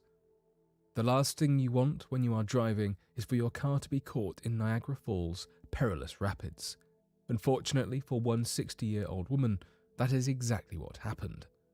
According to Kathy Hochul, the water levels were decreased and lowered to aid the US Coast Guard with the recovery of an unnamed woman's body. The US Coast Guard lowered a professional emergency diver to retrieve the body from a helicopter flying overhead. The mission was difficult and hazardous, given the freezing temperatures, high currents, and terrible visibility. Unfortunately, after she was rescued out of the submerged car, the woman in question had already perished. The rapids are positioned a mere 50 yards from Niagara Falls, causing authorities to question how exactly her car fell into them and became trapped. Darian Jury, the US Coast Guard diver, was lowered 24 meters to reach the car.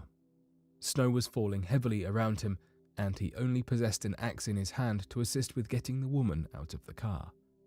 The wind and water fought against the rescue attempt, but fortunately, just as the wind spun Darian around, he caught onto the passenger side car door handle and managed to pull it open.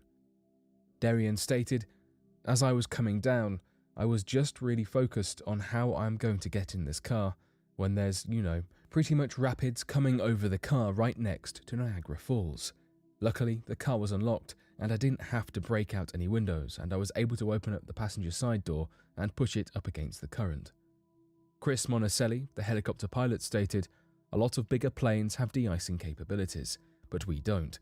We have a lot of discussions and training for what we'd do if we got into that situation, because if you do accumulate enough ice on the helicopter, it will fall out of the sky."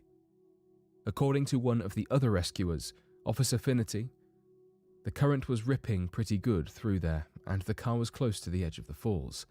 If it moved, we didn't want Darian getting dragged down with it.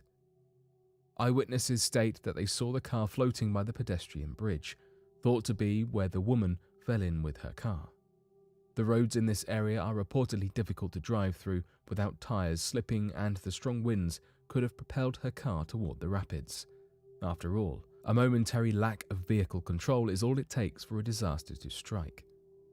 The car understandably could not be salvaged. By the time Darian was pulled back up into the helicopter with the woman, only the last remaining parts of the car were visible. Police Captain Christopher Roller has publicly declared it was an incredible job by the Coast Guard, because this was one of the first times the Coast Guard approached a submerged vehicle so closely and with such precision. Current investigations are ongoing to decide whether the woman's car falling into the rapids was on purpose or an accidental tragedy, as Niagara Falls attracts many danger-seeking individuals annually. Many such people attempt to brave the falls with tragic results, and the landmark has a long dark history of daredevils and people taking their own lives there. 39 missing after boat capsizes off Florida coast. According to the US Coast Guard, 39 people are missing after a boat capsized on the coast of Florida. A survivor claimed to be from a migrant group from the Bahamas, after which the search mission was officially started. The survivor in question was saved by a passerby who saw the man on a mostly sunken ship's hull and alerted the Coast Guard, who were able to save the man in time. The survivor informed them that none of the migrants aboard the vessel wore life jackets, and safety procedures on deck were heavily lacking. The ship was met with terrible storms and treacherous weather 45 miles away from Fort Pierce. In the search for the nearly 40 missing, they located one deceased individual, but this leaves another 38 somewhere out there, still missing. According to Captain Joanne F. Burdian, It is dire. The longer they remain in the water exposed to the marine environment, with every moment that passes, it becomes much more dire and more unlikely. She claims the Coast Guard is set on finding the remaining migrants alive and rescuing them. Aircraft, drones, and vessels have been sent out in hopes of tracking down these missing souls. Every moment that passes reduces the potential of them being found alive. The investigation and search mission spans from Bimini to Fort Pierce, and authorities are hoping to find at least traces of the migrants, if not the actual missing migrants themselves. Currently, due to civil unrest in the Caribbean and Central America, there are many people seeking asylum and shelter in the US with the hopes of starting a better life. Sadly, due to poverty and desperation, they have no choice but to traverse the seas unsafely. This has caused a plenitude of tragic migrant deaths in the past few decades. Alongside the group of missing migrants, the Coast Guard managed to save another 32 people whose boat capsized near Bimini, heading to the US from Haiti and Cuba. US President Joe Biden has been establishing increasingly restrictive policies regarding border immigration, and many migrants seeking better, happier lives for themselves and their families are rejected the right to asylum as a result. Since October, the Coast Guard's picked up an estimated 560 Cubans, as well as 176 Haitians, with no end in sight to the immigration issue visible. Coast Guard issues final report on FV destination sinking. 6 crew members tragically perished on board a 98-foot crabber in February of 2017 when it sunk, but only recently have the US Coast Guard released the final report regarding the sinking. This report is 138 pages in length and concludes that the heavy crab pots aboard the ship were more than the recommended weight and caused the vessel to become unstable. This increased weight pressure combined with an immense amount of ice that formed from the freezing waters that stuck to the ship, causing it to eventually capsize. According to Admiral J.P. Mandeau, as written in the official report, the loss of the destination with 6 persons aboard was a tragic and preventable accident. I offer my sincere condolences to the family and friends of the mariners whose lives were lost. Writers of the case report advised that there should be an oversight audit put in place when it comes to future fishing ships. This audit should ensure that these vessels have adequate stability for the tempestuous conditions of the sea. Commandant Admiral John P. Nadeau, however, claims there is not sufficient evidence in this report to conclude additional oversight is needed across the entire fleet of commercial fishing vessels, proving that the matter is controversial and opinions are split. The lives of those 6 fishermen could have been saved if only the proper precautions had been put in place to prevent it. Chief of the Coast Guard Investigations, Captain Lee Boone, believes that by checking and managing a majority of fishing vessels, this sort of tragedy could be prevented in the future. David Wilson, the boat's owner, did not tell the captain of the crabber how to sufficiently maintain the vessel and what weight it could handle. Therefore, the captain was unaware that the crabbing pots caused instability to the ship. The Coast Guard has called for civil penalties to be conducted. The sea is a hazardous place. Each day, lost souls succumb beneath the waves to an eternal slumber. The US Coast Guard has to deal with countless calls and dangers daily with the hope of rescuing as many lives as they can. The job is surely a treacherous one, filled with life-threatening risks and high-cost emergencies. Water is the element of life, but it is also an unrelenting force of nature. The tragedy lies in the fact that many lives of those lost at sea could be prevented with safer vessels and better seafaring regulations.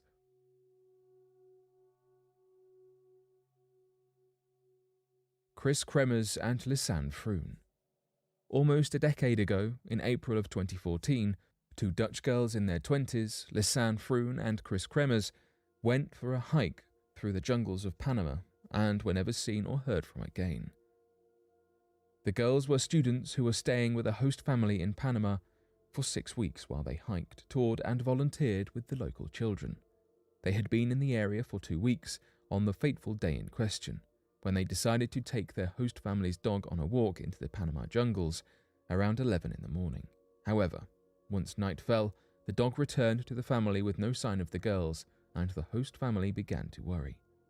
The local authorities conducted an aerial search of the dense forests, while volunteers searched the surrounding village and area on foot, but by the time both of the girls' parents arrived from the Netherlands 5 days later, there was still no sign of them. No trace of the girls was seen for 10 weeks, although people continued to search the area in the hopes of finding a clue as to what had happened. When a local woman found a blue backpack that had washed up into a rice paddy along the banks of a local river. The backpack was determined to have belonged to the girls and contained 2 pairs of sunglasses, cash, Froon's passport, a water bottle, 2 bras, both of the girls' mobile phones, and Froon's camera. Authorities were excited at the prospect of investigating the camera and phones for possible clues, but ultimately these pieces of evidence only created more disturbing questions as to the fate of the girls. The phones had been working for 10 days after the girls initially went missing, and logs showed that they had made almost 80 attempts to call the emergency number. Although none of these calls had been able to connect due to the dense jungle, the police were able to use the logs to paint a rough picture of where the girls had been during these 10 days. The first 2 calls occurred only hours after the girls began their hike, and after 4 days, Kremer's phone was locked due to too many unsuccessful attempts to unlock it, and it never received the correct PIN before both phones ran out of charge on April 11th. What was even more concerning were the photos found on the camera. At first, the photos depicted what seemed to be a fairly normal hike, but later photos taken in the dark of night, about a week after their disappearance, showed personal items spread out on rocks, plastic bags, candy wrappers, strange piles of dirt, and a mirror. Also on the camera was a disturbing photo of the back of Kremer's head, which was leaking blood. Also found in the area where the backpack had been located were Kremer's clothes, which had been left carefully folded alongside the river. After 2 months of searching the region for further clues, the case came to an unfortunate end when Froon's pelvic bone and her foot, still inside her hiking boot, were found. Shortly after, both of the bones of the girls were discovered. Froon's appeared to have decomposed naturally, but Kremer's were stripped and bleached, pointing to possible foul play. However, no further clues were ever discovered. Their tale has continued to haunt the minds of people all over the world, and people speculate even to this day about what could have happened to them deep within the Panama jungle. Paul Hibbard. Unfortunately, some mysterious disappearances are never solved, and the families and friends of the victims are left without any closure, wondering what may have happened to their loved one. Paul Hibbard was a geologist who worked for Berge Exploration in Colorado. He was a very valuable employee for the company due to his specialized geological knowledge and a geological van that he was able to use to locate deposits of minerals such as uranium, coal, oil shale, and other valuable deposits that can be found in the mining regions of Colorado. Shortly before his disappearance, Hibbard received a call from someone who claimed to work for Berge Exploration, telling him to bring his geological truck to the Gillette, Wyoming area. Suspecting that the call was fraudulent, he checked with his boss, who confirmed that nobody who worked for the company in that area needed his van. Approximately a week later, on May 28, 1976, Hibbard was performing a routine geological exploration in the same area of Gillette when he disappeared along with his geological truck. The truck contained over $30,000 in radioactive material, and Hibbard's boss suspected that this fact, when combined with Hibbard's specialized geological knowledge, might have been cause for someone running an illegal geological exploration company to kidnap him. The first clue as to the disappearance showed up almost 2 months later, when a Wyoming resident was discovered to have almost $10,000 worth of Hibbard's specialized geological equipment in his possession, which he had been trying to sell to his boss. Although the man was convicted of grand larceny and was questioned about his knowledge of Hibbard's disappearance, no leads appeared. The next month, Hibbard's truck was found abandoned after an anonymous call to the police tipped them off to the location. The truck was covered in copious amounts of blood that covered the door, floor mats, and seats. Although DNA testing was unavailable at the time, it was assumed to be Hibbard's blood, and the final sign that elements of foul play had conspired in Hibbard's disappearance. However, despite the recovery of the truck and certain elements of the equipment, no further leads ever surfaced, and Paul Hibbard was assumed to be the victim of a kidnapping of some sort, and it's presumed that his life had been taken from him, as he has never been seen or heard from again.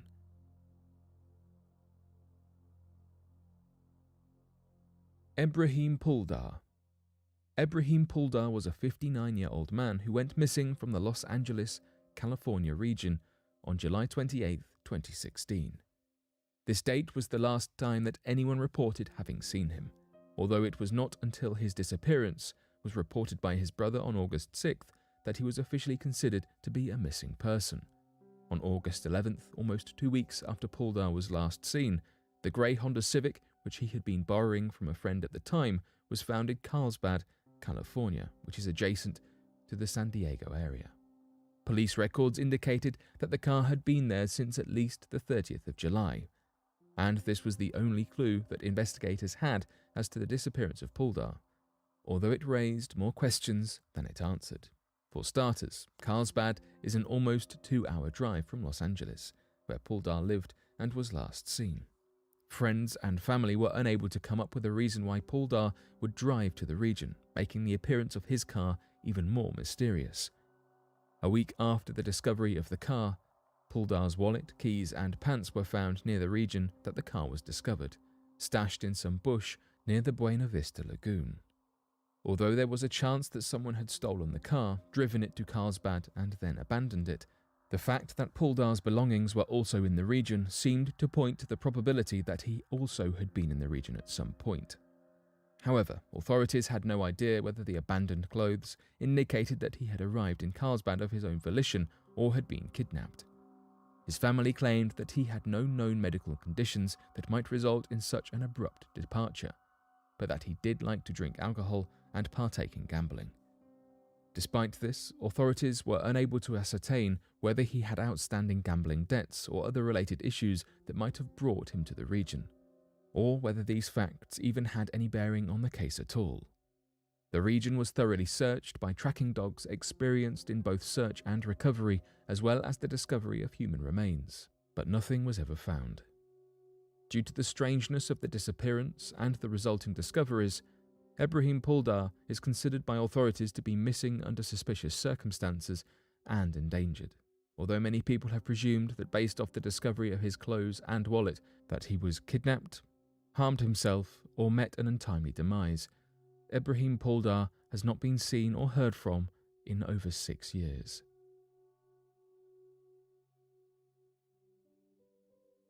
New book makes the case that Jesus was likely disfigured. Jesus is often thought of as a young, attractive man. However, a new book by British history professor Joan Taylor poses the idea that Jesus may have looked different than we previously thought. According to Taylor, he may have even been disfigured.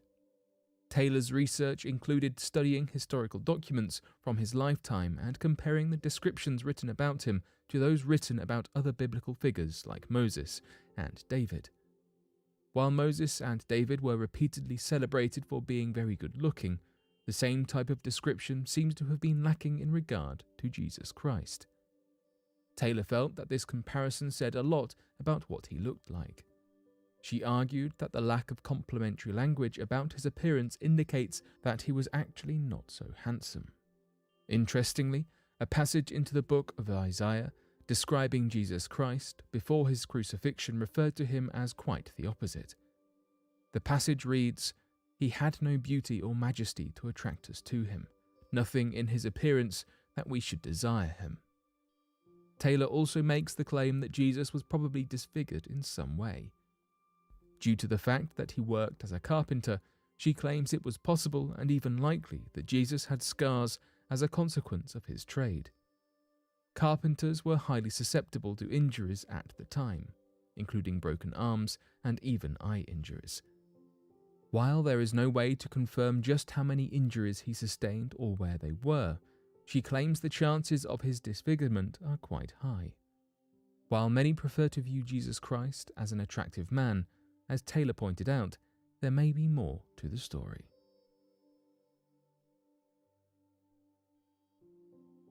What did Jesus look like? Throughout the years, there have been many representations of Jesus Christ, but what did the real man actually look like? For years, Western artistic portrayals of Jesus Christ as blue-eyed, long-haired, and pale were prevalent and formed the image that many have of Jesus. However, according to Professor Joan Taylor, these representations are far from accurate. Taylor believes that Christ was actually olive brown skinned, with dark hair and dark eyes. She explained, Jesus would have been a man of Middle Eastern appearance. What I have learned is that Judeans of this time were closest biologically to Iraqi Jews of the contemporary world. There are other aspects of his physical appearance that we can speculate on using the information we have about him and where he was from. For example, many Western paintings portray him as very thin, another inaccuracy Taylor called out in her research. While he was probably thin due to the fact that he was both a carpenter and walked a tremendous amount, his carpentry work probably made him more muscular than what was the norm. Through Taylor's research, she also determined that Jesus was probably only about 5'5" tall, the average height for men during his lifetime. Christ, being of average height, may be surprising for those who had the image that he towered over his peers in Judea. Historical records about people in Judea in Christ's time reveal that they tended to have short hair and beards that were well kept due to the prevalence of lice at the time. It's likely that Jesus kept his hair this way using a knife to cut his own hair and beard. Despite the educated guesses we can make about his hair, physical shape and colouring, it's his facial features that are difficult to determine. There is really no way to draw a conclusion about what his cheeks and mouth looked like, so we can only wonder. We can still make assumptions about his manner of dress. Judging from the Gospels and various archaeological remains, Jesus probably wore a tunic that went down to his mid-leg, as well as an outer cloak for the cold. He also probably wore shoes that were similar to modern-day sandals. Due to how expensive clothes were in his day, he probably fixed up his own shoes and clothing. Taylor stated, "I think what you would recognize Jesus as being is just really someone who looked very poor. Whatever Jesus looked like will remain a mystery, but the clues available to us are sure to still generate excitement even as the years go by."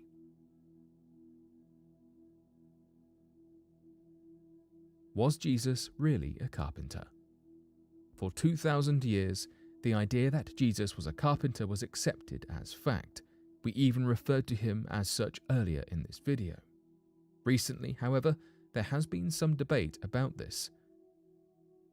Robbie Gallaty, a pastor in Nashville, Tennessee, provided research against this idea in his book, The Forgotten Jesus.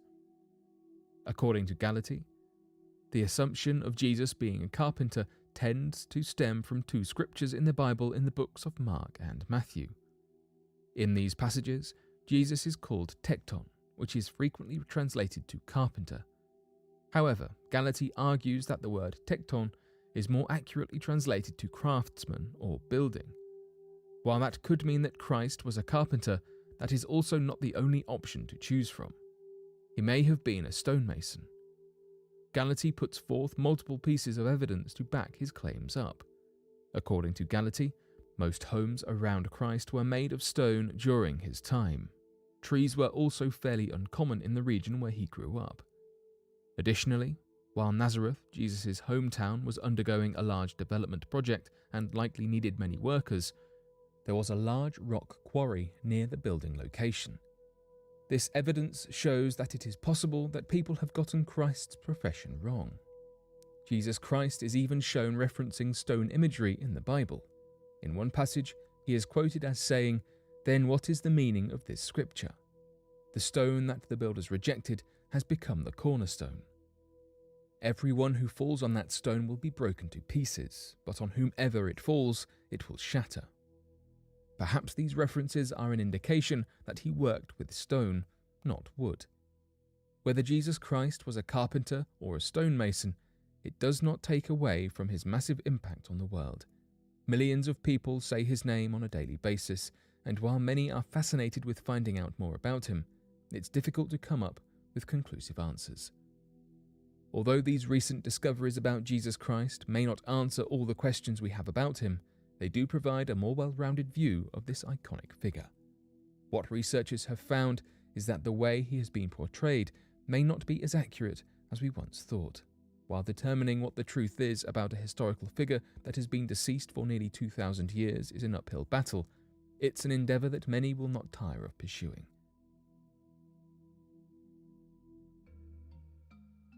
Gang of chimpanzees kills their alpha male. It's almost universally acknowledged that in the animal kingdom, the alpha male rules all unless somebody bigger and stronger comes along and challenges him, becoming the new alpha male.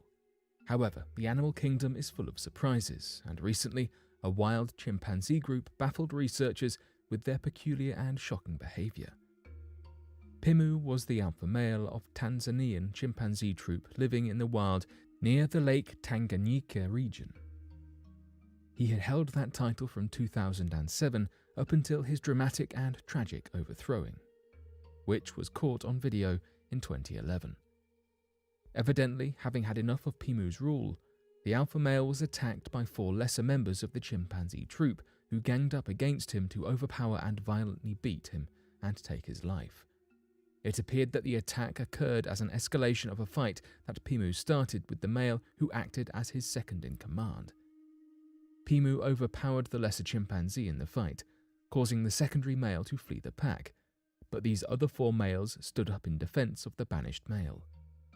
They charged Pimu, overwhelming him with sheer force of numbers, beating him and biting his hands and feet until he ultimately passed away from his injuries.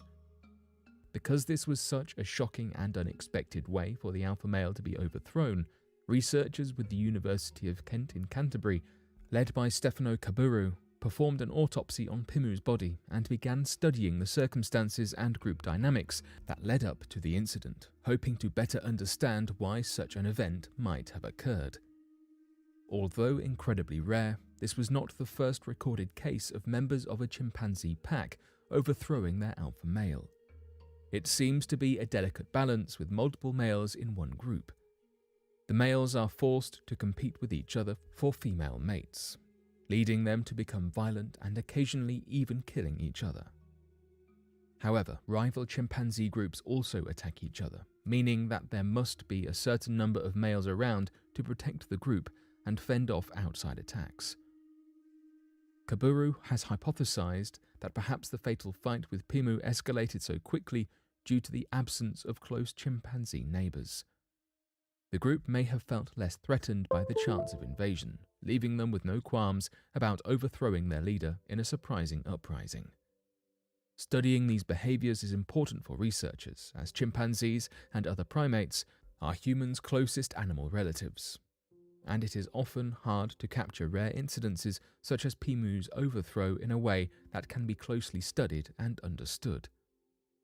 Although many people like to believe that humans and apes behave vastly differently, understanding the inner workings of the brains that evolved into our own could stand to tell us a great deal about how our own brains operate and how we evolved from mere primates into the strangely unique humans that we are today.